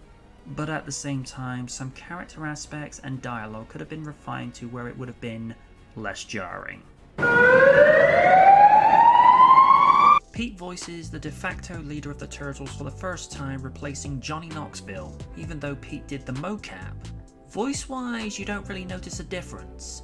Pete portrays Leo well with the conflicting issues of trying to get his brothers in line when they won't follow his command. Alan's performance builds upon his initial appearance in the first movie to where he questions Leo even more with his decisions, this time concerning the use of the mutagen that would allow them to be human, which is something he and Mikey want. It's rewarding to see leadership qualities Leo's in just Randy being a present, dick. even if you might not agree with how he goes behind Leo's back, and use Casey and April as a means to their end. Jeremy is given much more to do as Donnie this time around, allowing him to come into his own as the intellectual inventor of the Turtles to developing new equipment and vehicles. He does a good job of trying to keep the purple-wearing bandana turtle caught in the middle of Leo and Raph's conflict. Mikey is basically a big kid that just sees the world from a very larger-than-life magical point of view. He wants to be able to walk in amongst the crowd and just be accepted, and to his credit, he's right. During a Halloween parade, that is the one time of the year that people wouldn't notice them. If you thought Splinter's screen time was downplayed in the first movie, then his screen usage is down even further. He's used in specific moments to where he imparts words of wisdom to Leo, specifically highlighting that he shouldn't be trying to make his brothers think the same, rather that different points of view make a strong team. Now, this is where the movie becomes fun.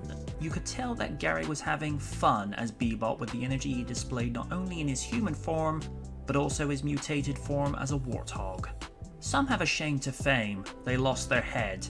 Hey there fella, nice to see you in a movie. Better known as Sheamus in the WWE, this 4-time world champion and 2-time United States champion fits in perfectly as one half of the goofball characters known as Rocksteady and Bebop. I did have concerns when it was announced that he would play this iconic character, given that his former acting background would be in the WWE, where, let's be real, some acting performances can be hit or miss. But when you consider some of the creative decisions come from a specific individual in that company, well, I need not go on. Despite that, Steven gives a great performance as Rocksteady, and I hope he gets invited back as the character in a future movie. Here's another guy that was clearly enjoying his work too much. I felt like he was trying to channel Pratt Frally from the 80s series, as I definitely heard the cadence and tone of what he was going for. Even though Brad is best known for voicing Grease Pit from Biker Mice from Mars, and as Bibbo, an informant to Clark Kent, and as the main man Lobo in Superman the Animated Series. I got the impression that she felt more comfortable in her role this time around, as her dialogue delivery felt more natural and the chemistry had improved with her co-stars. Even though he was given horrible material to work with, you could tell that the Arrow star was having fun with his performance after playing Batman Light for so long in Arrow. I could imagine audiences would have been irate if he had introduced himself to each character. If anyone knows me, Liz, My we name is Casey Jones. I'm a security officer with a hockey pass. He has good chemistry with Megan Fox to where it winks at the character's romantic stories from the comics, but it just glosses over it. I like Arnett as an actor, considering it was originally meant to be him as the voice of Kit from Knight Rider in the 2008 continuation series before he had to pull out at the last moment due to contractual conflictions with his contract with General Motors, and the car was a Mustang from Ford. He does his job well as an irritating joke character, with him acting like he's the best thing since sliced bread. And last time I checked, sliced bread is still great. Laura's performance as the hard-nosed police chief is impressive, as there is no nonsense with her character who just deals with the brass taxes of what she has to do. You might dislike her at times, but that just means the actress is doing her job. While I liked his performance, I didn't see the need to replace Tohiro Masamune, as he did more than a stellar job as the iconic heel of the Turtles. Despite my critique of the casting decision, he does well with the material he's given, and it's nice to see Shredder portrayed as the main villain and not be overshadowed by another character. I've not seen too many of this actor's work, but I liked what I saw. Even if it is your bog standard depiction of nerds in pop culture, a stereotype that hasn't been true since the original TMNT comic book. Enough with this bullshit. You're still not funny, Bay. Brittany replaces Minae Noji as the second in command to the Shredder, and to be real here, she's given nothing to do. She has one or two scenes with her in some action sequences, but it doesn't really allow her to contribute to the movie in the same context of Casey or Rocksteady. She may as well have been a background character. Judith Hogue plays Rita in a deleted scene where she is April's boss, and the two share a lunch scene together to where she says, "We're basically the same person," which was a nod to the fans, as Judith played April as the first live-action iteration of the character back in the original 1990 movie. The effects are on par like that of last time, so there's nothing really major to highlight other than I like the way the water glistened off of the mocap suits when they're in Oh, this is awkward. It does give the photorealism a lot of credibility. That turtle's One thing like, I'm I will judging say you. with regards to the I'm judging characters you. is that they have clearly shrunk compared to the first movie where the turtles were 7 feet at the very least, whereas here they've been brought down to maybe just over 6 feet. Which is interesting because some sort of dependent on effect what of the media you mutation. follow of the Heroes in the Half show, they have been depicted as being shorter than April, especially in the 80s series and the original movie trilogy. The special effects are what you'd expect for a major big budgeted Hollywood picture, from explosions to wall crashings and cars being flipped. It does what it says on the tin.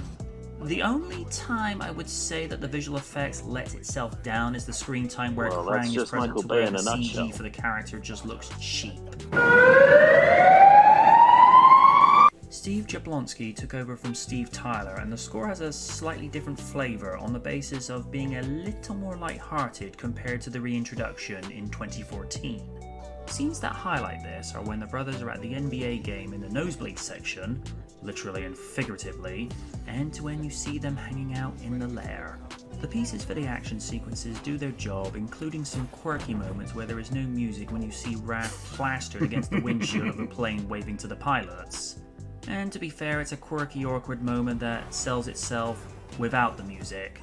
And to the triumphant piece at the end where the brothers celebrate their reward of keys to the city whilst on top of the Statue of Liberty.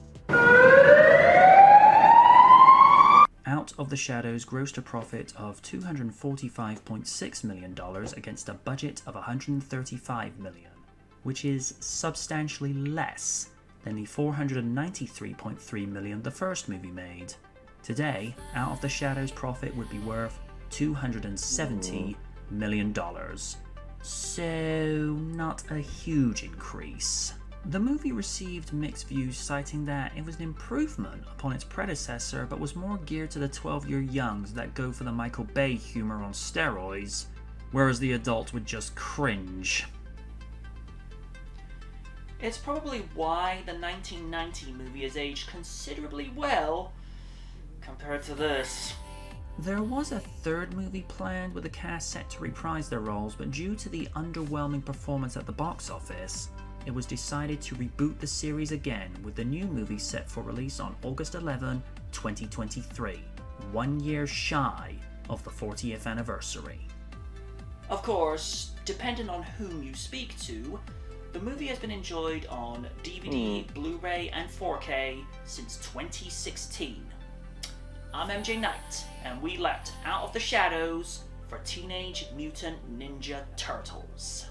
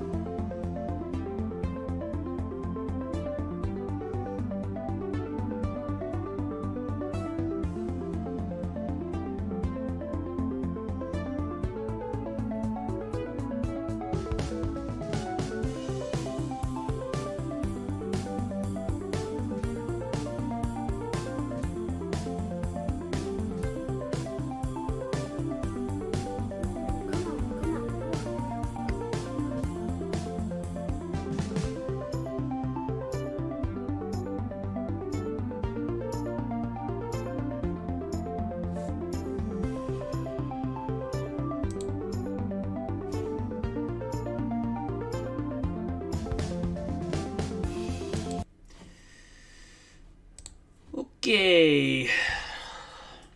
Thoughts? Not bad. Nicely done, sir. Thank you. Lids? I think she's had to go on mute. Oh. Alright, I'm back. Sorry about that. It's okay. Okay, Lids. Thoughts? I really enjoyed it. This was a fun review, and it's again, I don't hate this movie. It's just I'm indifferent to it, if that makes any sense. It's just Yeah. it's fine. It's fine. It's not a masterpiece. It's just fine.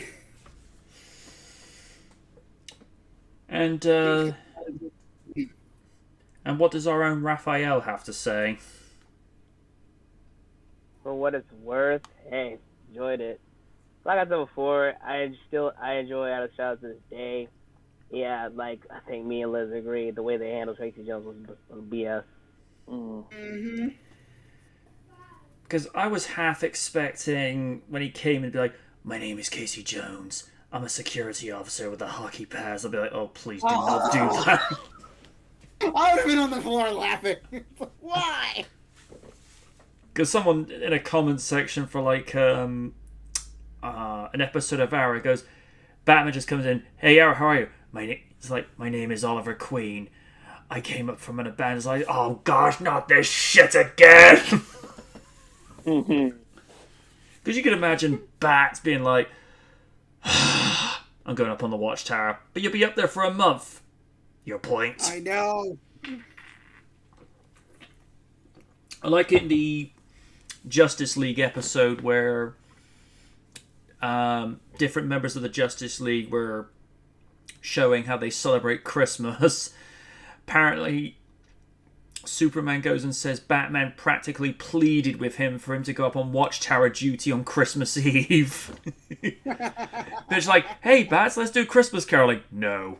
"Oh, come on, let's have some Christmas dinner." "No." "Fine, do you want to go listen to morbid poetry on your YouTube channel?" "Yes." But as I say, there are aspects that I enjoy about Out of the Shadows, but Dan just says that, "Did I know that the actor Will Ryan recently passed away?" I think I heard something about that.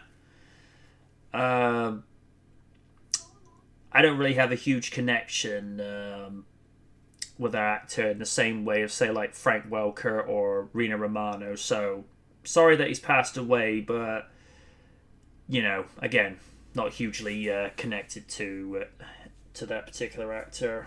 Like I say, there are things I like about 2016. I mean, I like the fact they shrunk the turtles down so they're not so gargantuan like they were last time. And I like that a lot of elements from the cartoon series had been brought in, but it's just some of the dialogue that they get some of the characters to say. It's just like, ugh, we're really going there. And like I said, it's like we said before, you could tell Stephen Amell was having fun doing this particular role, but that to me was not Casey Jones. You know, Casey Jones is a little bit more anti-hero, whereas with this, I don't know, it's like someone who's really a nice guy trying to be edgy when it just comes off as contrived. I mean, let's think of an example.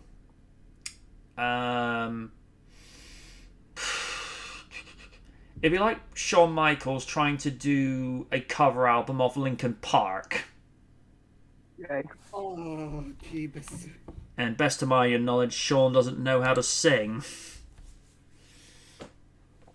But yeah, like I say, I don't... For me, Out of the Shadows is... You know, if we were to go off double toasted ratings, it's a matinee. You know, it does what it says it's supposed to do, so I got no ill will with it.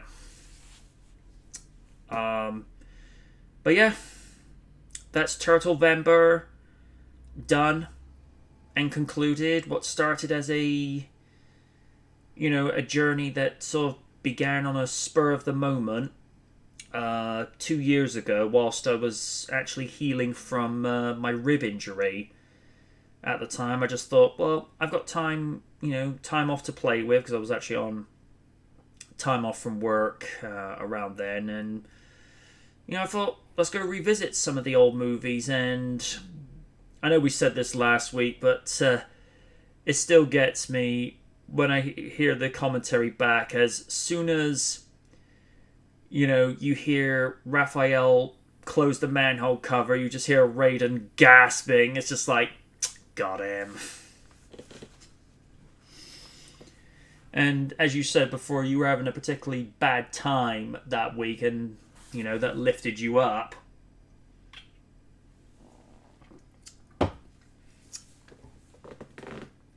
I think the only one I probably had any difficulty trying to go back through, because it wasn't my most favoured movie of the franchise, was the third movie. I don't hate it, but it's like we have to watch this one. It's like whenever you go to watch any of the Star Wars movies, like, oh, Episode 2, yeah, or as we've said quite often, whenever you do a marathon of the Jurassic Park series, you get to number 3. And it's just like, let's just get this over with. Or in Steven's case, anytime someone goes to do a Spider-Man marathon, it's like, oh, Spider-Man 3. Yeah. Well, if there's ever a Ghostbusters movie marathon, it's like, what about Ghostbusters Answer the Call? I'm sorry, that movie does not exist. But no. It does not exist. Stop it. Channeling. There's no 2016. Only 3. You do that too well. You do that way too well. I got annoyed during Fan 4 Stick when he goes, there is no victor, only doom. I'm like, oh, heck no! Like, you did not steal from Ghostbusters with that. That movie was awful. I think the only actors that were trying, I like the guy who they actually had as Reed Richards, and Miles Teller, I believe. Yes, and Michael B. Jordan as Johnny Storm. He was actually trying. I mean, to be fair, it is Michael B. Jordan. I mean, the guy's been doing this for years, and he's a very accomplished actor, so doesn't surprise me. And the actor they had as Ben Grimm, you could tell his heart wasn't in it. And that's really sad as well, because he's a genuinely good actor, considering his performance as Billy Elliot and as the other Jumper opposite Hayden Christensen's character in the movie Jumper, which that's actually a very underrated movie. You know, considering that was like what Hayden's first movie since Revenge of the Sith, because he hadn't done like a major movie in years, and it was actually sort of nice to have this still within sci-fi, but it was more of a feel-good comedic sort of movie. That, and I liked his love interest in that. I'm like, hey, I like you.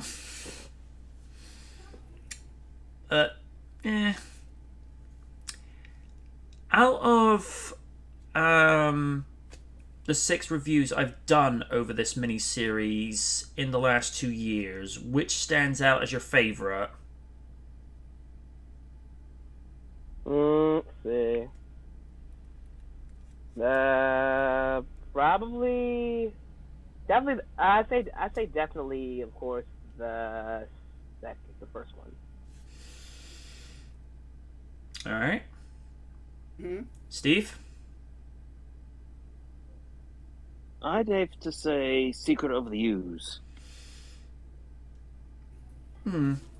Which one stands out as your favourite of the review series lids?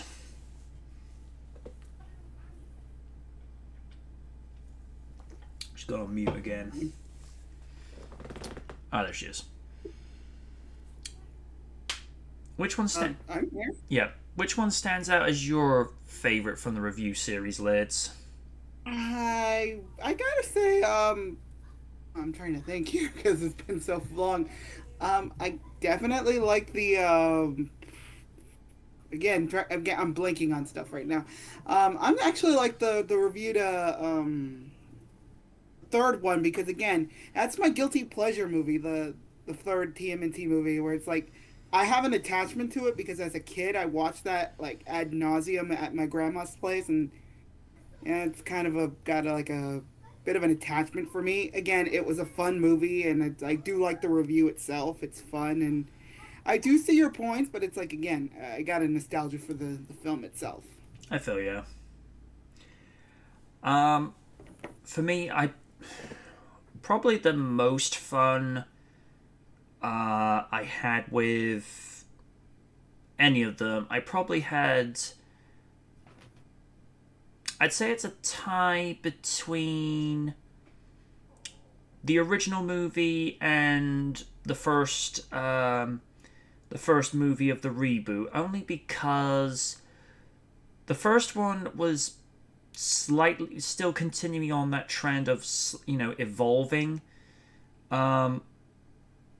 my style of reviewing, but the 2014 one mainly because I was continuing that trend from what had started way back with probably either Secret of My Success or the 20th anniversary of Jurassic Park 3, where more humor was slipping in. Because I remember you saying, particularly with Terminator 3 and 4, there were a lot of jokes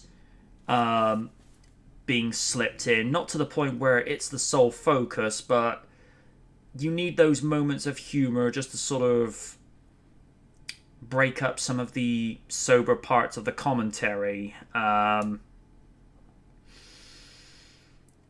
Yeah, that's pretty much as far as it goes with regards to that. And of course, there were a few jokes put in the 37th anniversary for Ghostbusters. Probably the one that sticks out in my mind is Beavis mode being activated. And I've heard Lids laugh before, but never that much.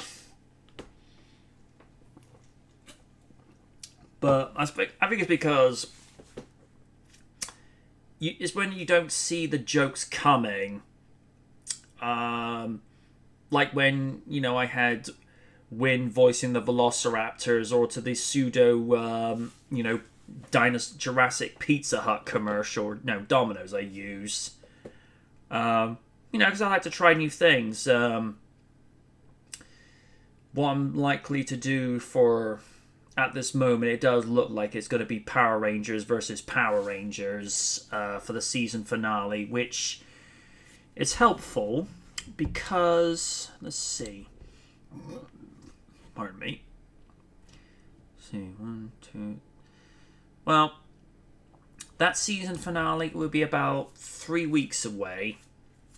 So that'll give me the ample time necessary for one thing to be able to go back and watch both movies back to back, just to, because it's like I say, it's been years since I've seen the Reboot movie, and it's been I think the last time I saw the 95 movie was last year when Real Features put out probably its most cinematic season ever.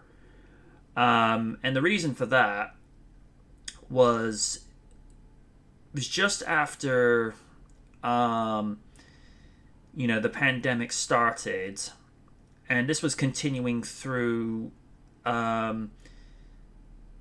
up to Batman Begins, because my mindset was, look, I can't change what's going on around the world, but I can get you to take your mind off of things for 20 to 30 minutes, just so that you can relax and, remind yourself of when the world was a little bit of a nicer place, health-wise and what have you. And I continued that thought, from then going to Roger Rabbit, and Raiden did not see it coming with the Power Rangers review. I think once he'd seen the graphics say, "May the power protect," it's like, no, oh my gosh! I mean, and what I found rewarding with that review is the fact that Kaiju actually said that he then noticed bits that he hadn't noticed before from the Power Rangers movie that I'd brought up, like appreciating something after it's gone and using what you have.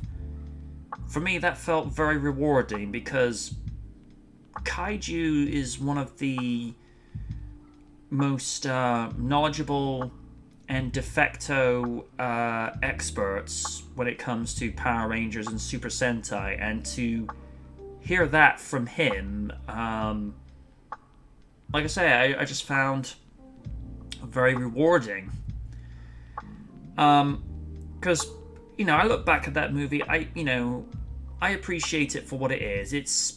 It wasn't going to be winning any awards for writing, special and visuals, but even something cheesy and cheaply made can actually bring a smile to someone's face, and all reminds us of a time where things were a little bit more innocent, and we can all agree our first major crush probably was Amy Jo Johnson.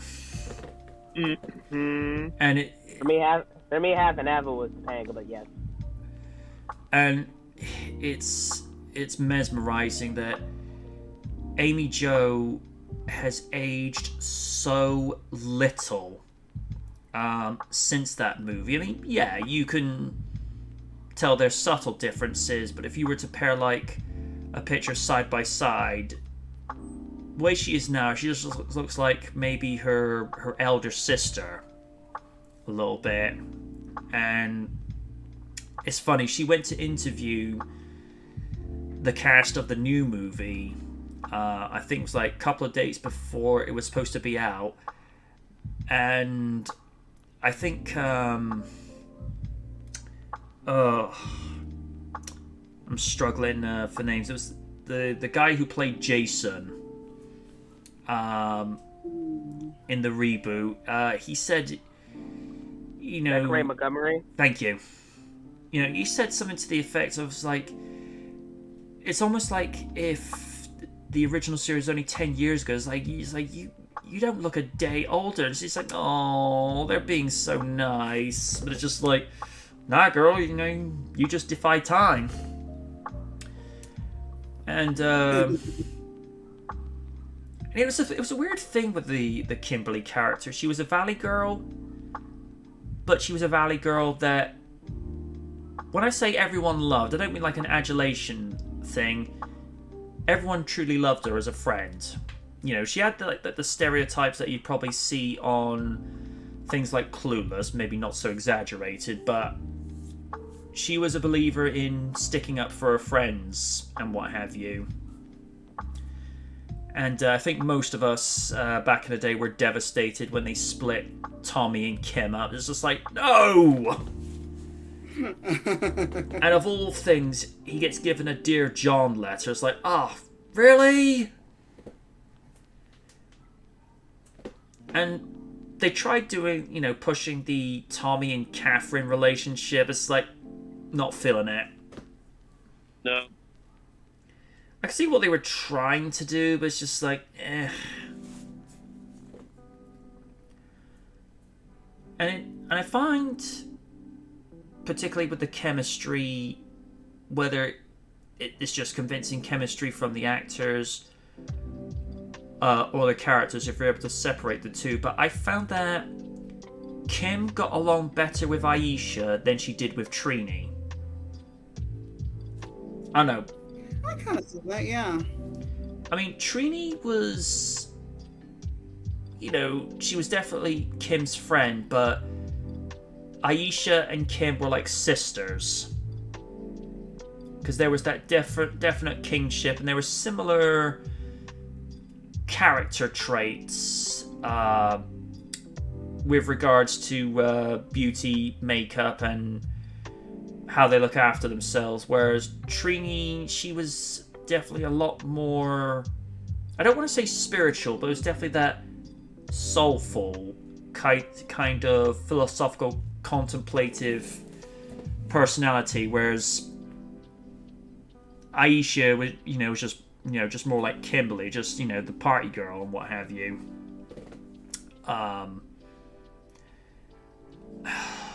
And, I think Tanya, as a Yellow Ranger, was a little bit underrated, even though she did get two and a half season, a season and a half, because obviously they would do this thing after a certain while. They would change the Ranger teams up completely with the lone omission of Justin. And here's the weirdest thing. I think people appreciate the Justin character now more so than when he was first there, because I think a lot of fans actually hated his character because of the fact that it was a kid being a Power Ranger, but he was able to be adult size when he morphed, which doesn't make sense in some scheme of things, but it is what it is. So when I get round to reviewing that one, and I'm probably going to need Dominoes for this, but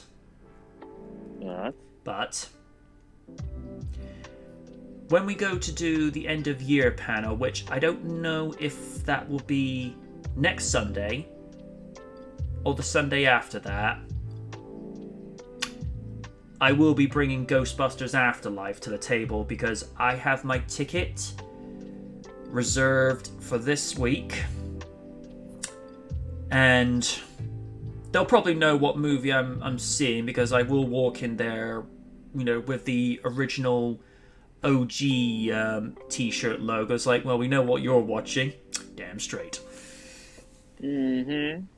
But those will be the only two cinematic movies I will have watched this year, because I haven't decided if I'm going to go watch Spider-Man No Way Home yet.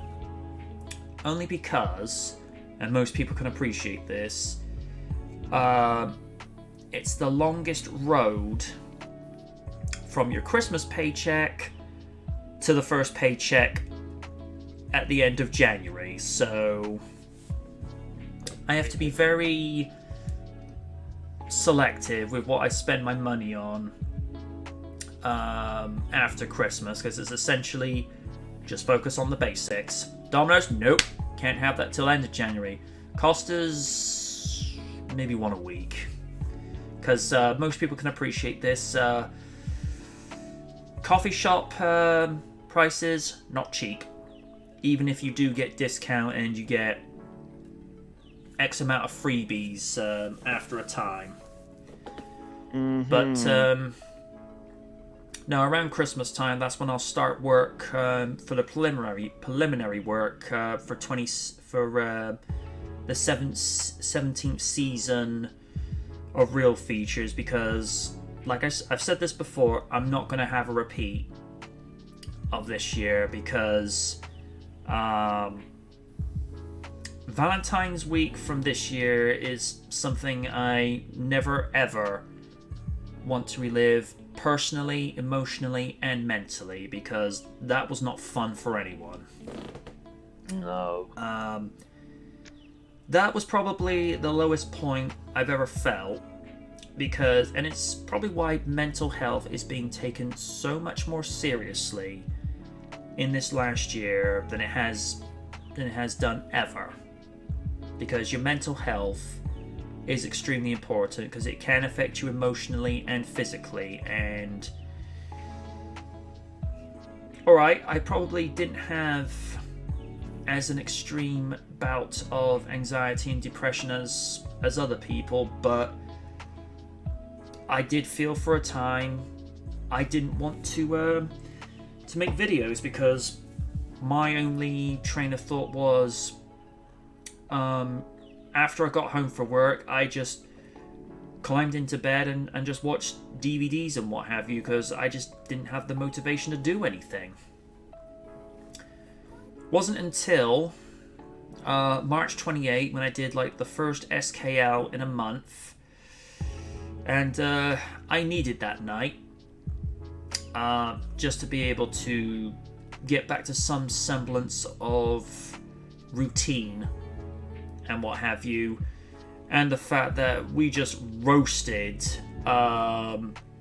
Ross, you know, for going, we were on a break. I was like, dude, shut up! I swear, if you keep saying that, I will break up with you. It's probably why all these years later, Joey and Chandler are remembered in a much better context, because here's the thing. The Ross character on his own, he has good intentions and he's well-meaning. But he just comes across as neurotic and in places kind of douchey. But then again, Rachel is not innocent in any regard whatsoever, because she will, you know, twist things to suit her story and what have you. And the only, quote, normal ones out of that lot is probably Phoebe and Joey. I know, right? Crazy. I mean, Joey... Phoebe's the most neurotic and crazy, but we still love her. She is that, but there are adorable sides to her, right? The ones that gives me a laugh is when Ross and Rachel are doing this thing of what to call each other around Emma, just so that she doesn't pick up any profane language, and she knows to call, you know, Rachel mommy, and he goes, well, maybe if you're going to call you mommy, maybe you should call me daddy. He goes, and then you hear like Phoebe go, ooh, I like daddy. Ooh, is daddy mad? Is daddy going to give me a spanking? Oh my god. And Lisa Kudrow, God bless her, she was just getting a little too into it, because the eyes always tell the story, and I think, like, in that moment, that's not Phoebe doing that, that's Lisa. Or the time when she was, I think she was doing Pac-Man, and then she was like, Oh, that's great. Or when they were trying to catch Chandler off guard and just get him to admit that he loved Monica, and where Phoebe's sort of flaunting herself at Chandler, and the fact that Joey was able to unbutton Phoebe's blouse with just one finger, and he goes, "Because it's not my first time either." And it's like, okay, Joey, that's way too much information. Oh my god. I mean, there are certain things now that character would not be able to get away with, like season 5, I think it was. Rachel goes to Michael's like, "Oh, I got us a date with nurses," and Joey's like, "Oh my, male nurses, Joey, not in my head." Because again, certain things now, it's just like, ooh, yeah, that's gonna get looked upon. But the moment I always crack up laughing is when he puts 2 and 2 together about Monica and Charlie. Ooh, ah, oh, ah, and they're like, "Oh shit, he's figured it out." I like how some people use like his expressions in memes, where this was just after SummerSlam 2013, and I'd seen this show up on heelbook.com, and there's this one it's the episode where they figure out it's Ross, that's the father of Rachel's baby, where they use one image of Joey, looking calm. It's like, Cena is gone, Orton is now heel, and Daniel Bryan and CM Punk are the main event stars. Cuts down to, really wide eyes. I've gotten everything I ever wanted. It should have gone that way, but Orton, and I'm going to be real here, that was not the best heel run that Orton has had. If anything, that was really watered down compared to his heel run from 2007 to 2010. And there's this one video that's somewhere on YouTube where Orton, the sickest he's ever been, and all the blood has rushed up to Orton's face to where he looks like he's morphing into like a Hulk creature, because it just looks... It's one of those, you have to see it for yourself, and because WWE are very Hulk-eyed when it comes to videos showing up on other people's channels, although the amount of times I've seen Attitude Pop or the channel Orton is God, which, by the way, I don't agree with the name of that particular channel, but that's just me. I'm surprised they haven't clamped down on them saying, you can't have those up, that's our property. Because, Vince likes to have everything contained. It's like, yeah, good luck with that. And what's Who does he think he is? Disney? If this was Walt Disney today, he would be running that company better. That's just my view. And also, what was up with that missing egg? Wait, what? Apparently on Raw this week, there was like a thing whereby, if nobody finds my golden egg by the end of the show, you're all fired. And I'm like, Oh yeah. No. Oh yeah. Some dumbass thing they said. It was cross promotion for the new movie with The Rock called Red Notice, and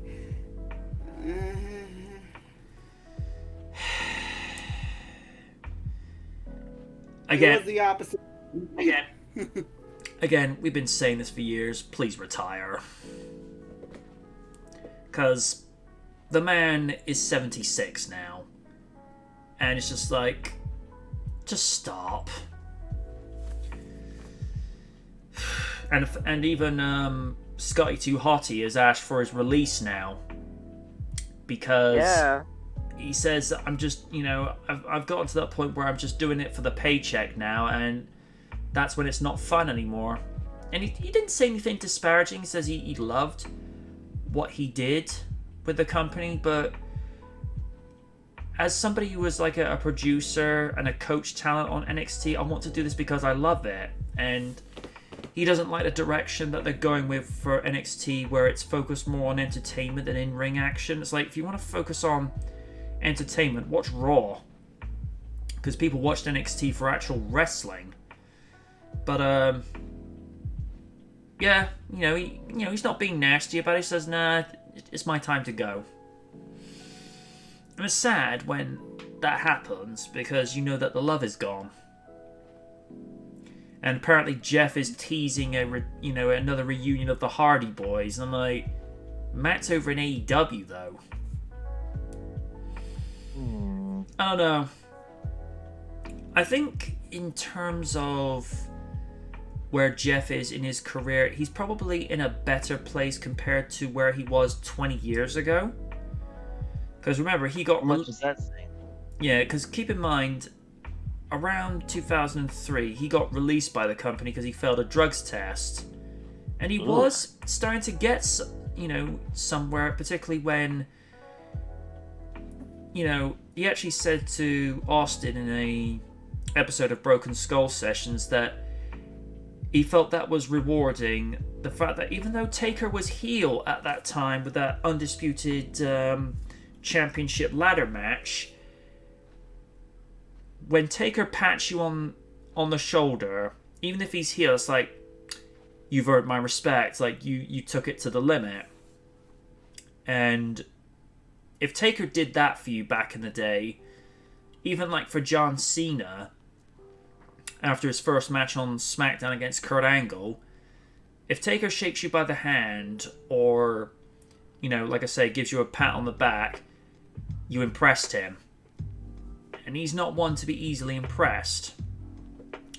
And according to him in a recent interview, Michelle McCool has been overlooked for her contributions during her run as Divas champion. And to be fair, I think he's right. You don't hear her talked about so much now. To be fair, I feel like she used a lot of politics to get where she was at because she was dating Taker. That too. Considering she came in as a fitness guru originally, and I think, was it her first appearance was being part of Rookie Divas that had gone through the Diva search, and Yep.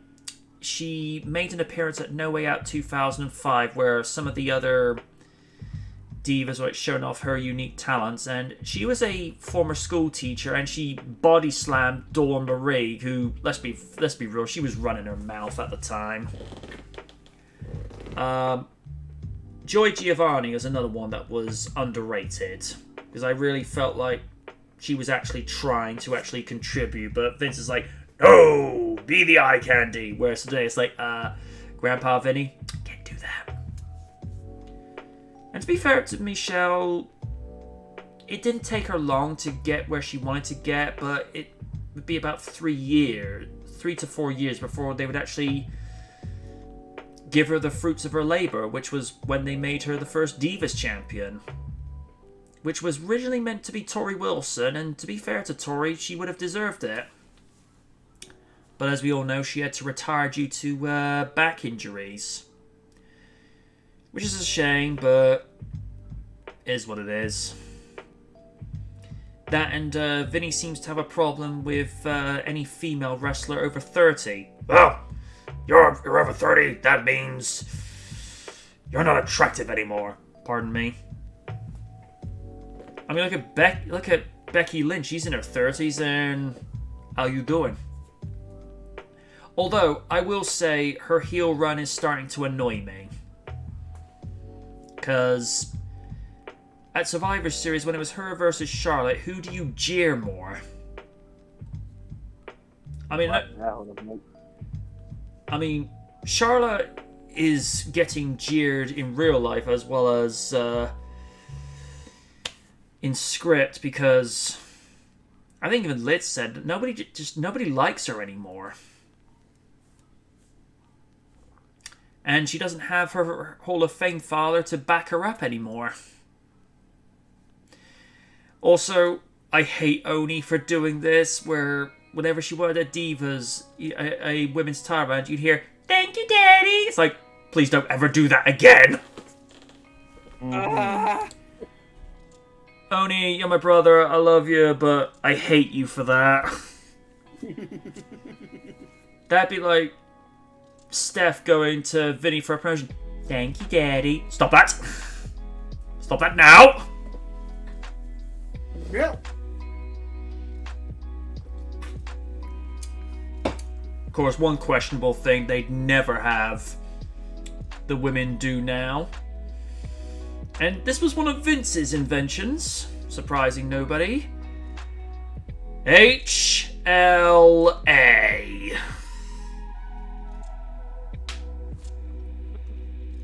But I'm not. And here's the thing. Even though, in script, Bischoff says it was his creation, he didn't actually want to go through it. He's like, "Vince, you really want me to go through this?" "Yeah! It'll be fine and hot." It's like, okay, whatever. And let's address the elephant in the room with Unforgiven 2002. How awkward must Steph have felt, literally and figuratively, having to go through that? I mean, I have my own opinions about the character and the person, but that was a little difficult for me to watch as a fan, because it's just like, yeah, Steph's gorgeous, but I don't necessarily need to see her in this. And I'm never going to get that image of my head of what they made Rikishi do for that. It's just, oh. I mean, it was a nice payoff where, the joke was on Bischoff, but ugh. And I like, this is where Booker was given the script for this, or he came up with it. He just says to Bischoff, "Say no to crack." I'm like, ugh. As if you remember, Rikishi gave him the stink face. I don't know if that would fly today, because Probably not. And of course, Goldust and Booker, that was a really underrated tag team, by the way.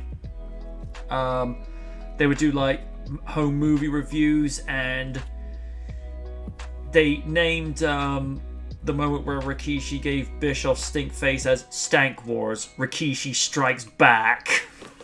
That was bad. And I think he said something else to the effect of, "Well, Bischoff, you are what you eat, and you're an absolute ass." It's just... Ew. I think one that the King got a huge kick out of, and Raider just rolling his eyes like, of course he would. Terry Reynolds versus the Cat at SummerSlam 2000 in the first ever thong stink face match.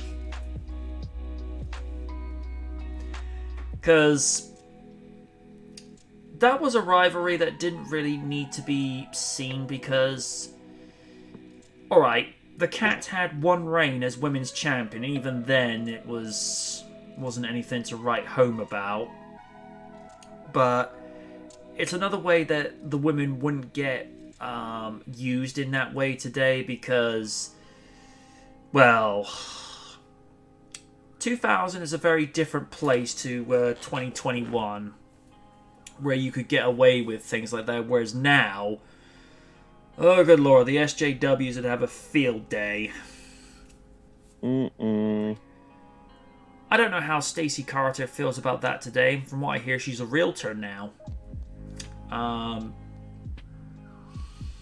The only reason, that was the only reason that Jerry Lawler left in 2001, because Stacey got fired, and he's like, well, I'm her husband. If you're going to fire her, then you've lost me as well. And then The moment that marriage ended, voila, the King's back on Raw. Which, to be fair, at that time, around November 2001, after so many months of Paul Heyman as color commentator, it was actually nice to hear the King come back. Whereas now, King's color commentary wouldn't fit well in today's age. Because apparently he got told off at Raw's 25th anniversary for saying puppies. Puppies? Oh, jeez. It's a thing. Steve, you know, like they like how would like to say, "I like her melons." Mm-hmm. Yeah, that's another way of when someone says, "I like puppies." That's another way of giving a slang term to female body parts. Yeah. So if someone says, "Ooh, I like puppies," it's just like, "Huh?" And then when you say he's a wrestling fan, then if someone explains to you what puppies mean in wrestling, like, oh. Yeah. That, like I say, that wouldn't happen. Including one of the first few things that Triple H instigated during the beginning of the McMahon-Helmsley regime. It was... what was it? Hardcore Holly versus Val Venus in a top rope topless match where whichever one lost the top rope match, their representative, either Terry Reynolds or BB, Barbara Bush, would have to drop their top. And Barbara Bush ended up dropping her bikini piece, but to sort of save face with the censors, Triple H gets in front of the camera, which, well, he probably had a very satisfying night at work, but when you see the girls having to do what they had to do, that wasn't them acting, because I think even Barbara was like looking, thinking, am I really having to do this? Because today that's seen as degrading. And the less we say about what Vince did to Trish Stratus in 2001, the better. Because, again, that would not fly today. I mean, it sells the angle of Vince being a piece of crap as a character, but you didn't need to have Trish walk around on all fours, barking like a dog, and then disrobing her down to her underwear. It's like, no. Oh, really? Again, it was 2001. It was a very, very different time. It's probably why, to this day, you know, we've not seen a bra and panties match probably since 2006, 2007, because, again, the world wouldn't tolerate that today. I mean, back in the day, you know, young adolescents like myself and Raiden were like, oh yeah, this is great. Whereas now it's like, oh yeah, do I really need to watch this? It's just something that doesn't need to be seen. The only things I would take from the latter half of the Attitude Era and drop them in today is keeping the angles fresh, not having the feuds drag on longer than they need to, because I think 99, 2000, and the first quarter of 2001 was the Attitude Era's golden years, because everything was high octane, volatile, energetic, whereas today everything's just so monotone, stale. You know, you just don't see any life in it. And yeah, I mean, it's not to say that the Ruthless Aggression era didn't have its good points, because it did. I think the way they had Shawn versus Triple H before SummerSlam 2002 and then leading up to Hell in a Cell in 2004, was expertly done.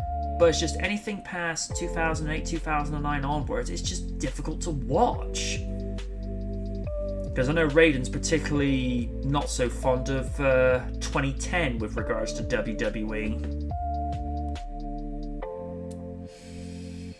Than the burial of Nexus, but that's because of a certain Mr. Cena. Because Jericho and Edge said it should have been the Nexus to go over. Cena says no, we'll get Raw to go over. And even Cena admitted afterwards, yeah, we should have let the Nexus go over, but you didn't. I don't know. If no one's got any new topics to bring, shall we end here? Yeah, I'm currently passing off sleep as it is. Oh, sorry, man. It happens when you've gone from working nights back to working mornings again. Just messes up the whole body clock. It takes a while to readjust. I can attest to this. When my last day shift was the day before I went on to night work, so I was purposely pushing my body clock to stay up as late as 3 a.m. before, my body just says, look, who are you fooling? Go to bed. First couple of evenings are the most difficult because you're asking your body to do something it's never done before. Whereas 5 months on, walk in the park. It's getting up during the day and staying awake during the day that's the issue. Or because there's no urgency to wake yourself up early, like say for example in Liz's case where she's got to be up at the early hours of the morning to go to work. There's a sense of urgency, so like 2 a.m. you get yourself up. Whereas if you're not in until the very late hours of the evening, you wake up at 1 and think, I'll go back to sleep for a little bit, and then you wake up at say 5 or 6 in the evening. It's like, oh, what the heck? It's because there's no urgency or necessity to have yourself awake for, you end up thinking, nah, I'm just gonna go back to bed. And that's the thing that annoys me with, because I try to get myself into that mentality of when you wake up, you set up like Undertaker. It's like, nope, get up. Because if you fall back on the pillow, you know what's going to happen. And it's not something that happens overnight. It does. I think it does take a few days, maybe a few weeks to get yourself into the habit of no. When you sit up, you get up. You don't lay back in bed. Even if it's the most tempting, you get up. But it is what it is. Alright, we've come to the end of the poll, and the result is, if it'll show up in the result at the bottom.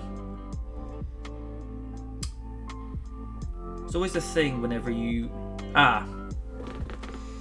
Power Rangers versus Power Rangers won with a total of 3 votes, whereas Superman versus Man of Steel got nothing. Alright, that's what we're going to do then. So, probably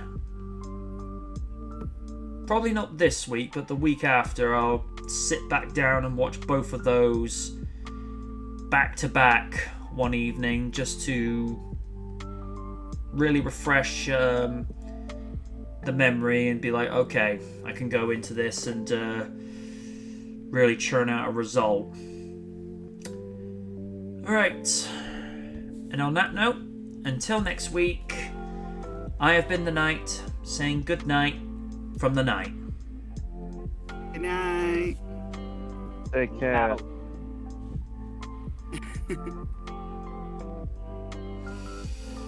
Dan's just asking, am I familiar with the YouTube channel SMG4?